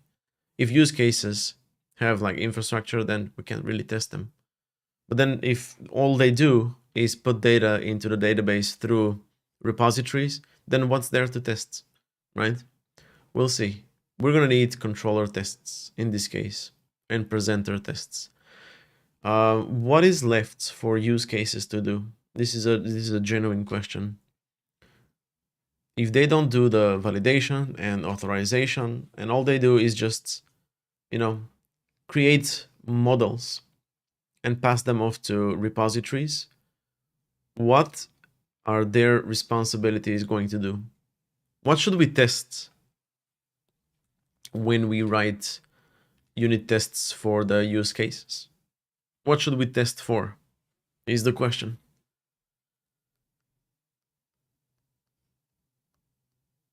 I guess we have to refactor our app to see. Right now, I don't see anything worthy of unit testing inside here. Also, when we talk about testing,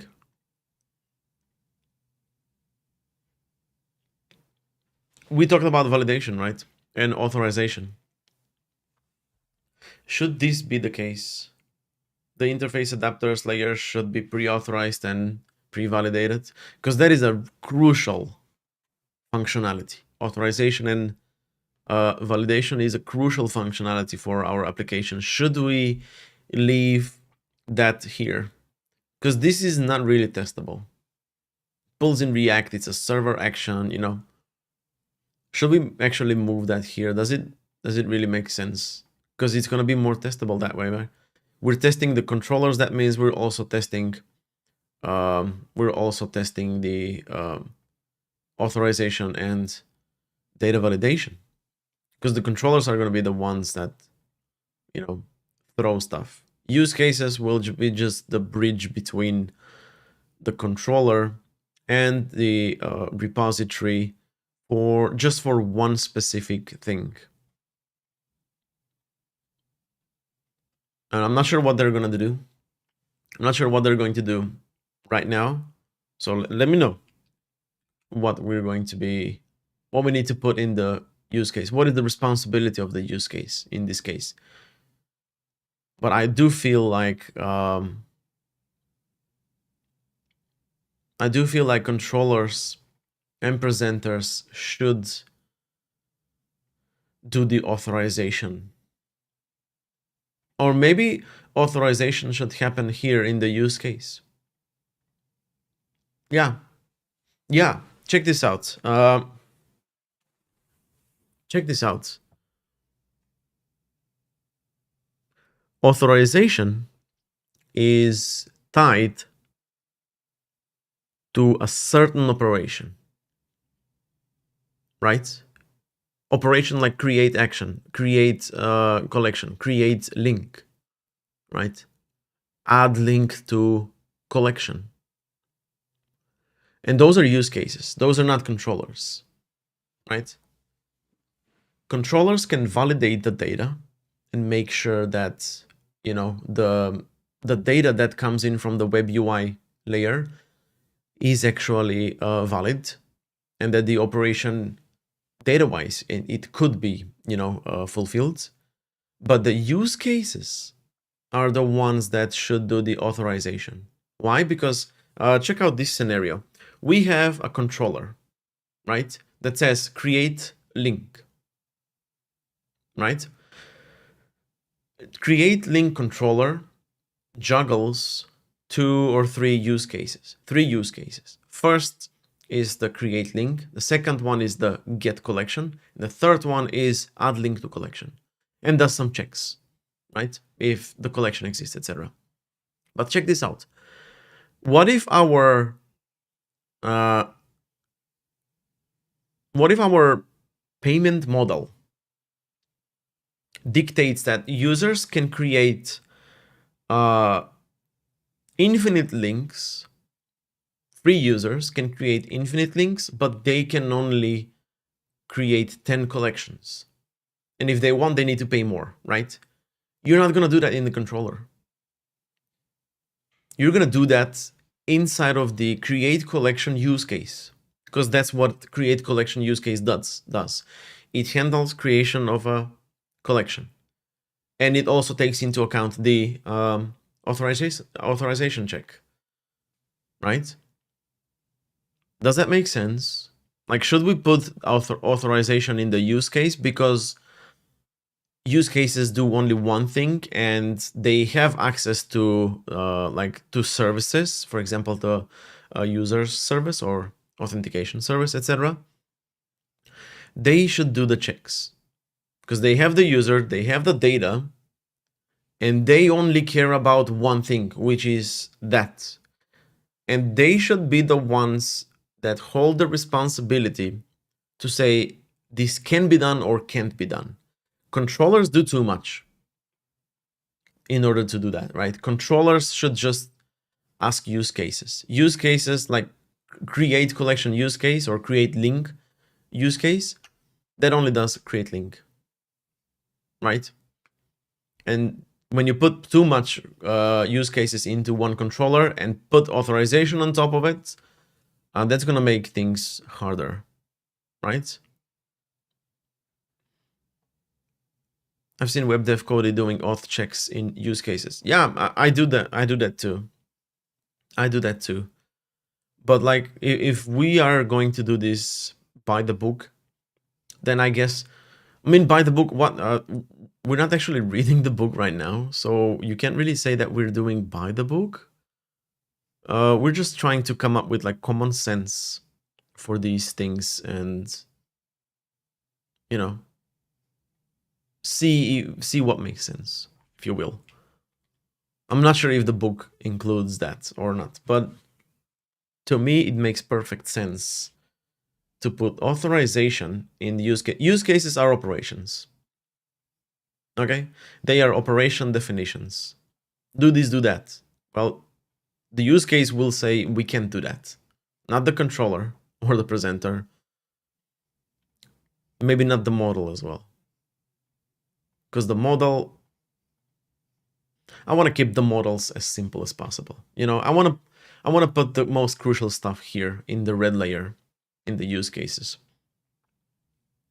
That's going to be our application. I know that domain holds business rules, but what are those business rules?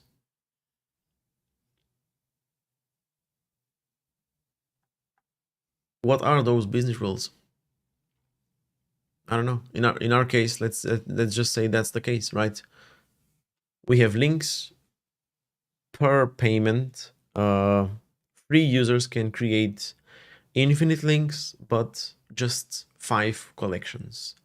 And when the create link controller gets invoked with a specific collection, or something like that, I don't know, it's going to use both the collection use case and the links use case. One of them is going to pass, one of them is going to fail. So you'll end up with a created link, but without a new collection, right? Because the collection use case failed. It says this user cannot create a new collection because it's a free user and it does not have it's not authorized. This user is not authorized to create a new collection because they haven't paid for one, right? But you will still have the link created into the database because the link use case, the create link use case, is just going to pass. That makes sense, right? Because if you do that check here, then you might say, okay, I'm not even going to create the link. Why not? The user wanted to create a link. Here's the link. There's just no collection because you don't have the authorization, but the link is created because you are authorized to do that, right? It does make sense, right? So that's why I think authorization lives in use cases, because authorization is per operation and use cases are those operations, not controllers. Yeah. I don't know what's in the book, but I'm just gonna say let's keep authorizations inside of the use cases. Okay. Where are we now? They're not gonna receive pre-authorized and receive pre-validated data. Maybe not. I'm just gonna scrape the whole thing. We can do validation in there, but optionally. For example, in our case, if we're using ZSA or the what was its name? Next safe next action something. Let me just save next actions. Next safe action. Okay, the other way around. If we're using next safe action or ZSA, then the input to the controllers and presenters are gonna be like to the controllers, not present. They don't have. I mean, they do have it. It's going to be pre-validated, right? Because it's built into the technology itself. So it's okay if we don't do validation here, but we do here if a library allows us to do. But it should, if there is validation happening, that should be in the controller. Yeah. Controllers and presenters optionally, I'm going to say, handle input validation before passing it on to the specific use cases. Okay, and I'm just gonna put this as like, yeah. Then we have the application layer where the actual, it's like your business logic, but I can also say that in this case, controllers also hold part of the business logic, because to create one thing, this holds the recipe, and this is where the individual steps are defined. But this is the step 1, step 2, step 3. So I would say both are business logic, but yeah. Yeah, this layer contains the main functionality. It keeps the use cases inside and also an infrastructure interfaces. Use cases handle authorization checks because they define individual operations, and authorization checks are performed against a specific operation, like a tiny individual specific operation. So that's why I think it should be that responsibility should be the use cases responsibility, not the controller's responsibility. Yeah. Entities, they just keep your model definition schemas.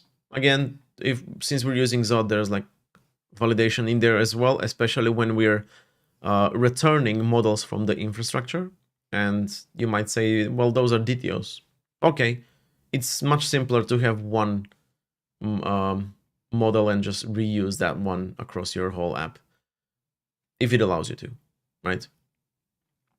And then we have the infrastructure where external stuff are being, where we touch external things, databases, other APIs, etc. And we also define shared services like the authentication service, or we'll also have an email service, right? When users sign up, we want to send them an email, confirm your account, etc. We're not going to be doing that in the use cases. We're not going to be doing that in the controllers. There's a service for that because the email service uses some external service or implements it itself. I don't know. Regardless, it's going to be a service that's being used by multiple, controllers or use cases. In this case, I think it's use cases. Yeah. Okay. This is a lot better representation now. I feel like it makes perfect sense. And we also included Next.js specific things. So on paper, this will allow us to, to build scalable Next.js applications. I'm not talking about scalable in terms of like infrastructure deployment and servers and, traffic load and stuff, just scalable as in code base, right? We're covering all of the different, all of the pieces that represent the, the code base. But yeah, this is good. What is clean architecture and its benefits? How clean architecture structures the code. We did that, just like a brief representation, and then we can also show the code right here, and then we're also going to have, we have application, and we're going to have like adapters, interfaces, adapters folder here, which is going to be used directly inside of the app. Yeah. Can you show us how to separate individual use cases instead of group them all together? In my case, some methods grow in lines and it makes them hard to read and navigate. You mean like, this is not by the book, right? I have one class called collections use cases and all of the use cases are inside. This is not separation of concerns. You should have like one class or function. These I believe these can be functions as well. You should have functions that define these. This is like its own function. Create collection, and that's it. You should just like use it there, And in that case, you're gonna need to fix this, create collection use case, something like this, because you're gonna be using these in controllers and presenters as well. Yeah. Yeah, I'm going to refactor this. And I decided to use a class, and I think this is complicating things, for no good reason. Because check this out. Inside of the collections use case class, I am constructor injecting these two services, the authentication service, the authentication service and the collections repository. If this was because this is a method right now, it belongs to a certain class. It's not a function, it's a method. But if this was a function and not a method, that means I need to bring these in individually, and all I need to do is just exactly how I'd bring in, let's see, we're not here, but we're here. You see this? So I can't be doing this in the, I could, but I didn't want to. But this is the way to go, right? This should be a function and not a method. And when you need the authentication service, just use get injection to get it from the actual DI container, and then you would use it, or any validation or repositories. We should be doing this. So I would say that in Next.js, use cases should be should be functions, not classes, because a class is just gonna be an overkill, right?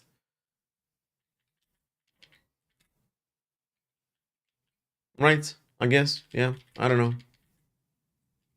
Because if we do that, then we're not going to need the get injection. This one. But you see the issue with container injection is that there are dependency issues. You can do circular dependency. You can create circular dependency issues. Because in order to register the links use cases, you need to register the collections use cases and the collection link use cases, right? But in order to create the collection link use cases, you're gonna need to first create the links use cases. So chicken or the egg, you're gonna cause um, circular dependency issues if you do container injection. Lofi Lanes, why not do use case links folder and then one file for each use cases? I guess it doesn't matter, to be honest. You know, if you keep individual files or if you keep one file with all of the use cases inside, I feel like that's, I don't know if that's going to cause anything, but like that's, I mean, sure. If you're pulling in stuff, you know, specific repositories and specific services, then your links use cases will pull the iCollection link repository, but only one use case actually needs it, not all of them, right? Yeah. Use cases are also not this way. If we do constructor injection, we also need to make these injectable as well. That means we need to register them inside of our DI container like this. You see, use cases. And we're using the DI to mainly connect the interface repositories with their implementations. And do that based on, let me show you, based on the, for example, node environment. But this can be at runtime as well. This is runtime, but this can be in the middle of the execution of an operation, if you will. So if we're testing, I want to register this mock collection repository, right? For the collections repository. I don't want to use a real repository for a real database because we're just doing unit tests. But if we are in production, then I want to use the collections repository. If I had a staging environment, then I'm going to do another if or a switch in this case. And if the test is done, it's going to be the mock repository for testing. It's going to be the staging repository for staging, and it's going to be the collections repository for production, right? DI allows us to do that, but I would just use DI in this case. We can just use DI for connecting the interfaces with the, you know, with the implementations, because that's that line right here, this line right here. And I painted this red because you need something to achieve this, because we are using the implementations here, but we can't directly depend on it, because if we do, then again, the database will transitively get inside of the web UI, right? We don't want that. Because by the book, yeah, we can't have dependencies. That's why infrastructure is at the top. That's why that line is there in the dartboard type of diagram, in the ring diagram. And that's why this line is red, because we need DI, dependency injection, for this. But we don't need dependency injection for the use cases. You know, if we don't do container, if we don't do constructor injection, we don't care for DI. Right? We can invoke the, where is it? Get injection. We can invoke this anywhere in our app. We don't have to be in a injectable class in order to invoke this. So these can be functions, and it's going to be better if they're functions. That means we can, for testing these, we can just import their functions and invoke them, and that's it. No need to, use DI and stuff like that. But yeah, it's going to simplify our testing. This one as well. Functions, functions. These can be classes if we wanted. We made Zod schemas. They're not even functions, they're just constants. And these are going to be classes because they need to implement certain interfaces. So how's that for achieving clean architecture but keeping it as simple as possible, keeping it JavaScript and keeping it Next.js? Does it make sense? I guess it does. Eventually we'll have to, we'll have to have interface adapters, we'll have to have controllers and presenters, because we saw what happened, right? I don't think use cases should call other use cases. And if you really want to make them testable, use cases should do only one thing. A create link use case should not also add that link to a collection. That should be a different use case. That's a different operation, right? It's adding an existing link to an existing collection. That is a different operation. So use cases are operations. Okay, that makes sense. That makes sense. Here's what we're gonna do. I thought that I'm done with clean architecture, but now that we started talking and we made all of these conversations, and I'm thankful that you folks are in the chat and talking with me during my live streams. It actually helped me realize that we do need that extra layer, and when we do introduce that extra layer, we still have the same responsibilities, but we're splitting them in more, we have an additional layer that's going to handle things for us. And since we did that, then we said, okay, then in that case, use cases, they don't really need to be classes, right? Because they're not going to use other use cases. Container injection is like, okay, it's convenient, it's very .NET, it's very, the other languages, not JavaScript. But it complicates things. If we're doing container, sorry, I meant to say constructor. I'm already tired.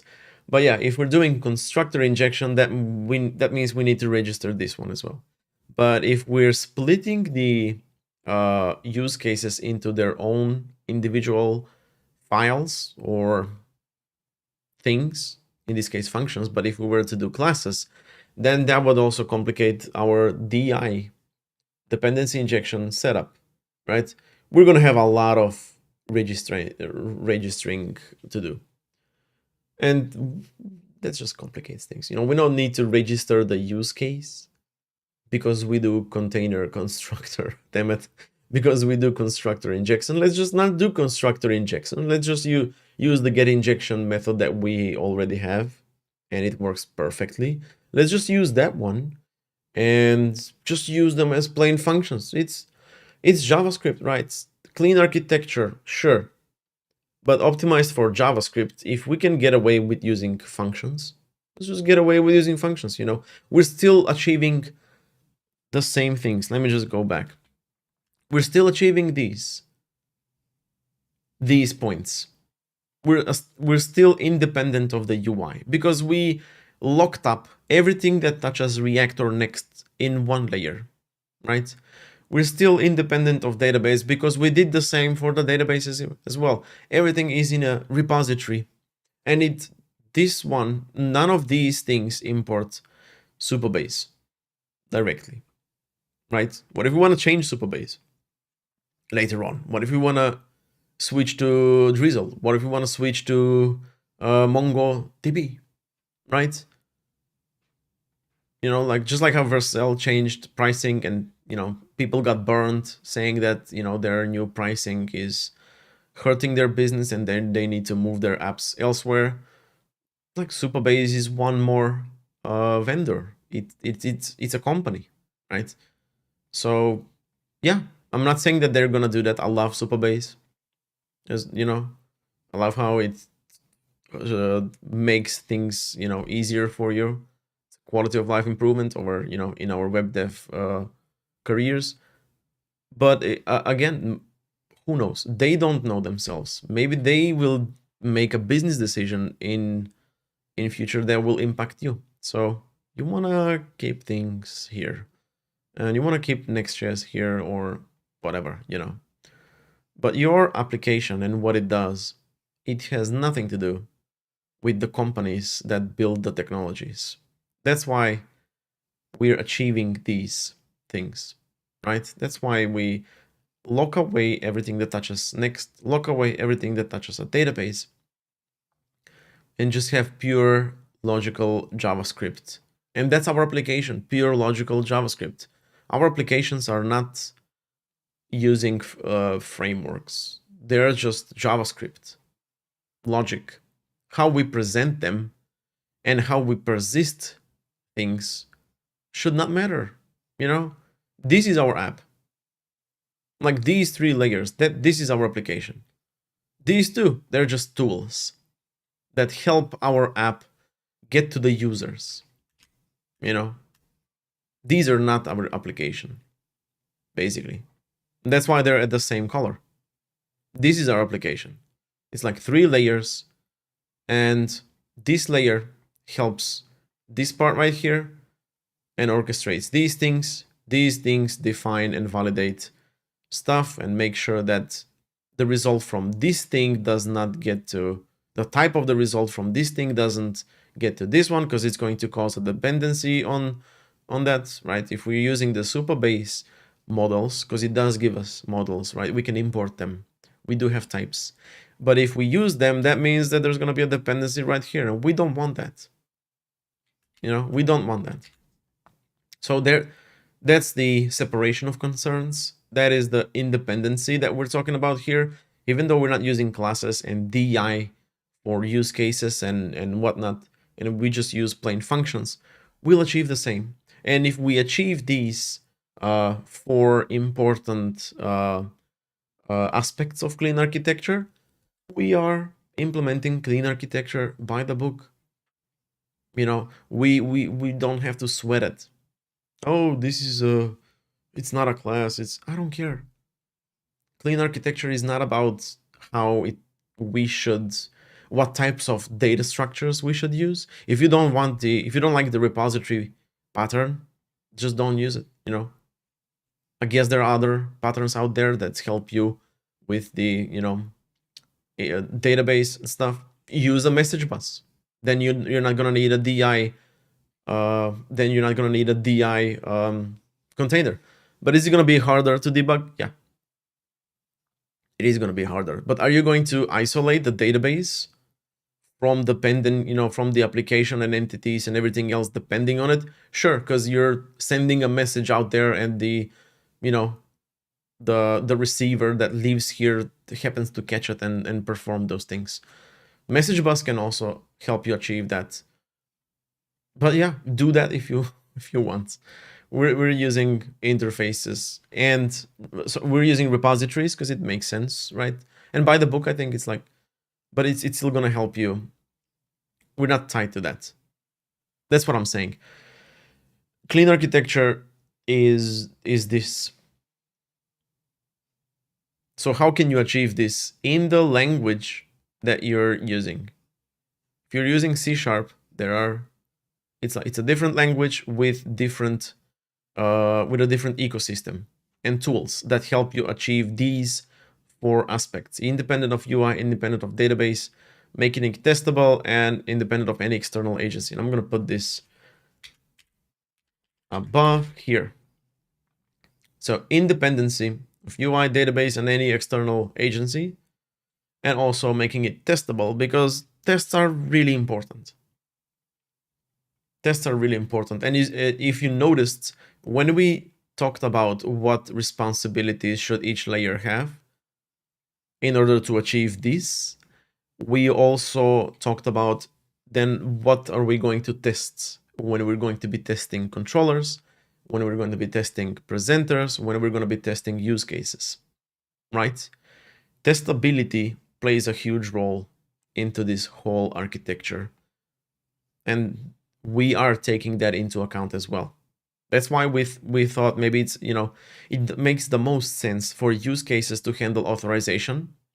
First, because they're operations, individual operations, and authorization is performed against specific operations. Second, because they'll have some stuff to test, right? Otherwise, if they don't have a responsibility, but just connect these two layers, that's when we know that we're overcomplicating things. If I can just remove this, and hook this directly with this, and the app should still function the same, then we didn't need this in the first place. But we do need this, right? And we talked about how are we going to test this, or we were thinking about how are we going to test this. This is clean architecture. These 4 things, right? Achieve it however you want, I would say. Achieve it however you want, but this is how you can achieve it. These are the layers, right?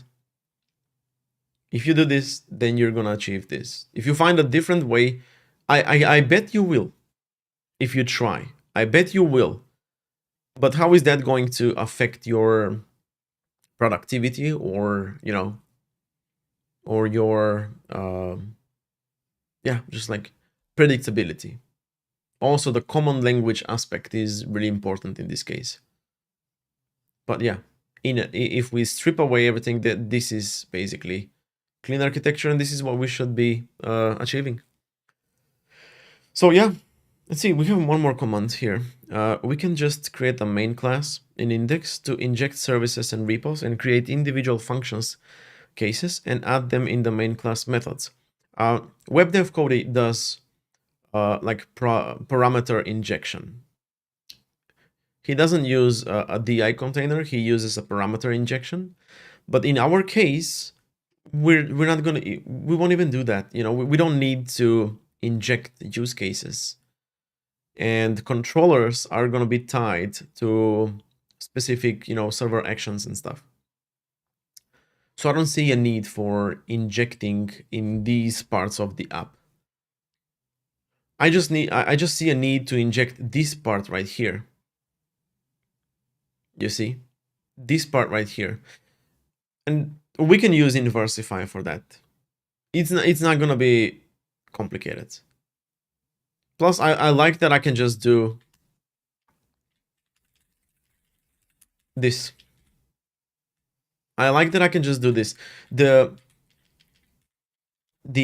definition or the signature, the function signature of this use case should be this, not this really, and this is inside, and I can just use this not in this case because it's a use case, but you can use services and get those services and repositories using the get injection. But you should not, because here's our data, right? We want to set the visibility to that link in that collection. We need the collection, we need the link, and we need the visibility, but we also need the out service. I'm gonna put any. We also need the collection service. We also need the repo. We also need the chat GPT. And how long is this gonna go? If this was like a complex thing, technically it shouldn't, right? Because this is going to be a use case, and a use case should do only one thing. That's going to be the controller.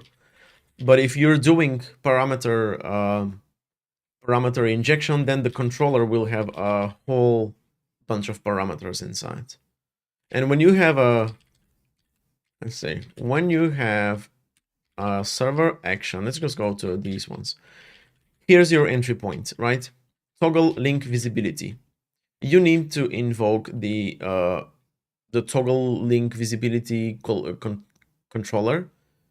Are you going to, where are you going to like instantiate all of the like repositories and stuff? You gotta do it here, right? Well, yeah, just use the get injection and that's it.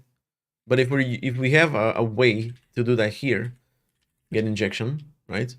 why not just use this get injection everywhere, right? Anywhere that we need. Because this one doesn't pull any, you know, it's like it's just like the entities, the models. The get injection is the DI, and the DI is being used everywhere. But we only use it to achieve this line. Only for the repositories and for the services. We don't need a DI here. We can just like use these directly, right? Unless there's like a specific use case. What is that going to be? And I'm going to remove the pre-authorized here.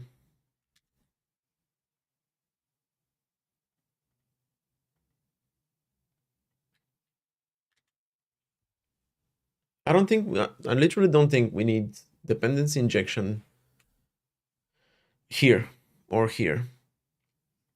We use DI, dependency injection, or like inversion of control, when we want to hide away implementation behind an interface, behind a signature, right? Behind the definition to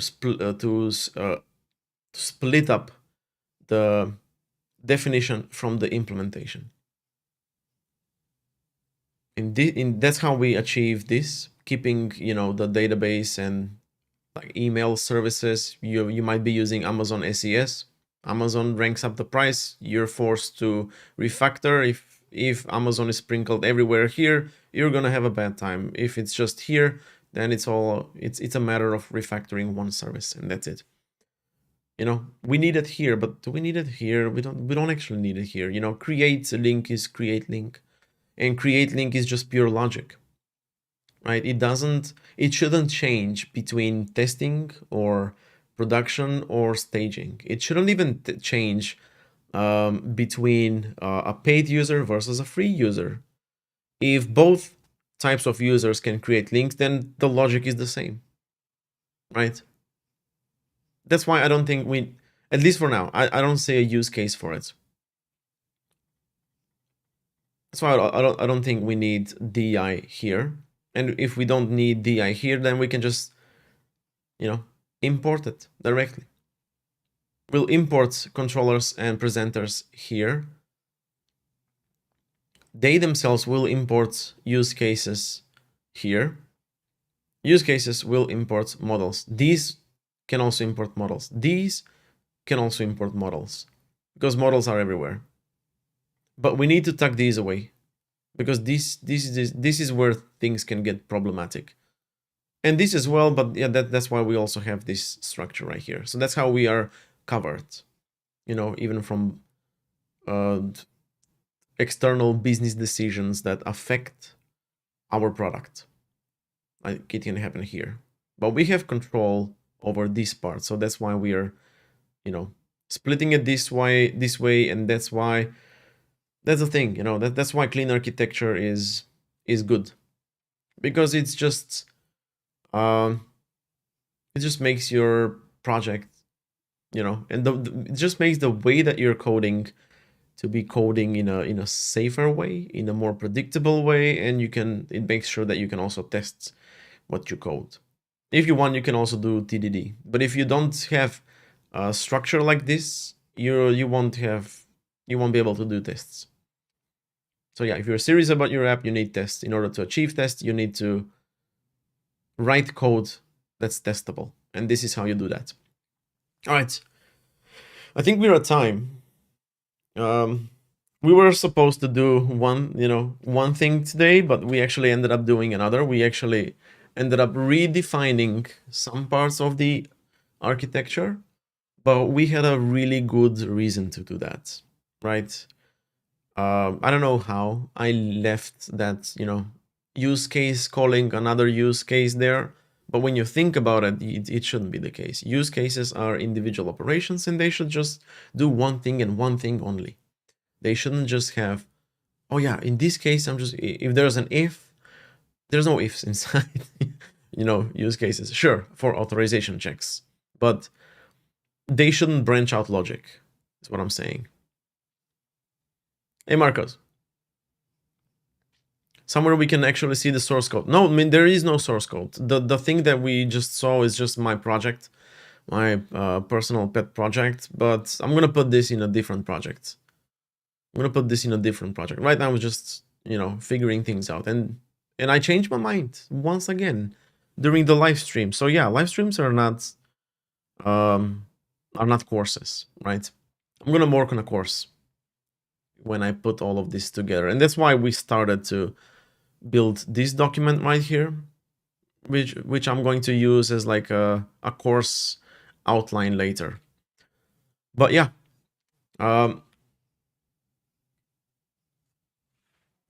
once again, a very productive stream, if you ask me. We learned a ton. We identified mistakes in my architecture and we fixed them, right? And now we're doing things in a more smarter way. Did we introduce a whole new layer to architecture? Yes, we did. Is that more complicated? It is. But is that does it distribute the same amount of responsibility? Yeah. So that means our functions and classes and operations, they're like lighter right now, and they're more concise and they're more predictable, right? A use case, it's going to do this.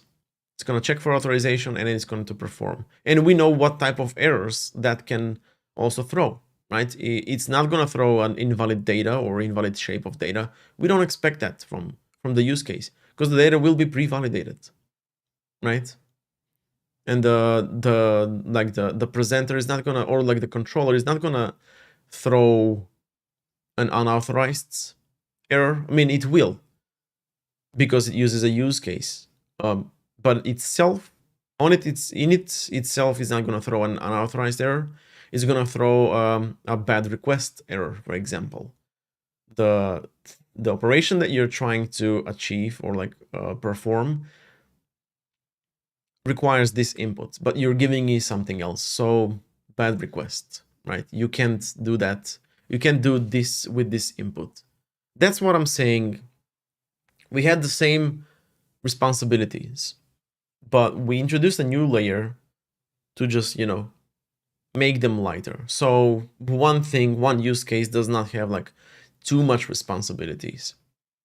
And then this makes perfect sense. This is it.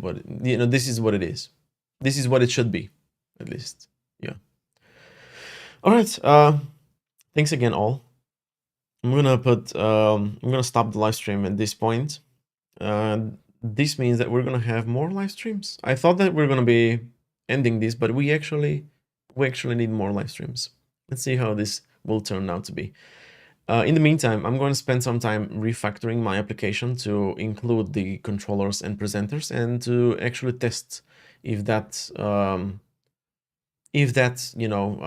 those two concepts work well in Next.js, and if they make sense, if they're intuitive, if they're easy to understand, because that's my whole point. Yeah, we are implementing clean architecture in Next.js, but we also want to make that in such a way that it's easy for Next.js developers, because this is who we're pitching this idea to, right?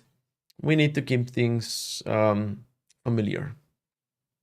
And that's why I think use cases as functions is better than use cases as classes.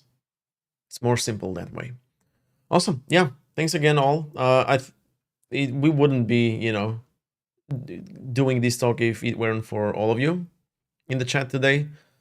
I appreciate all of you. So thanks for tuning in. Thanks for talking with me. We are on the right path. Okay. So have a good weekend. I'll see about the next stream. I think it's gonna be Monday, but I don't know how my Monday looks like at this time. But yeah, keep an eye on my channel. Hit hit subscribe, and yeah, you're gonna find out when my next stream is. And if you haven't done already, I'm going to announce my next stream on my Discord server, which is at creatures.sh, because we're all curious coding creatures, right? Join my Discord. I might also post some learnings asynchronously if I find the time this weekend to do some more coding, and you get a sneak peek. So yeah, it's a really good idea to join the Discord server. So yeah, happy weekend, everyone. Chill, and I'm gonna see you in the next one. All right, take care. Bye.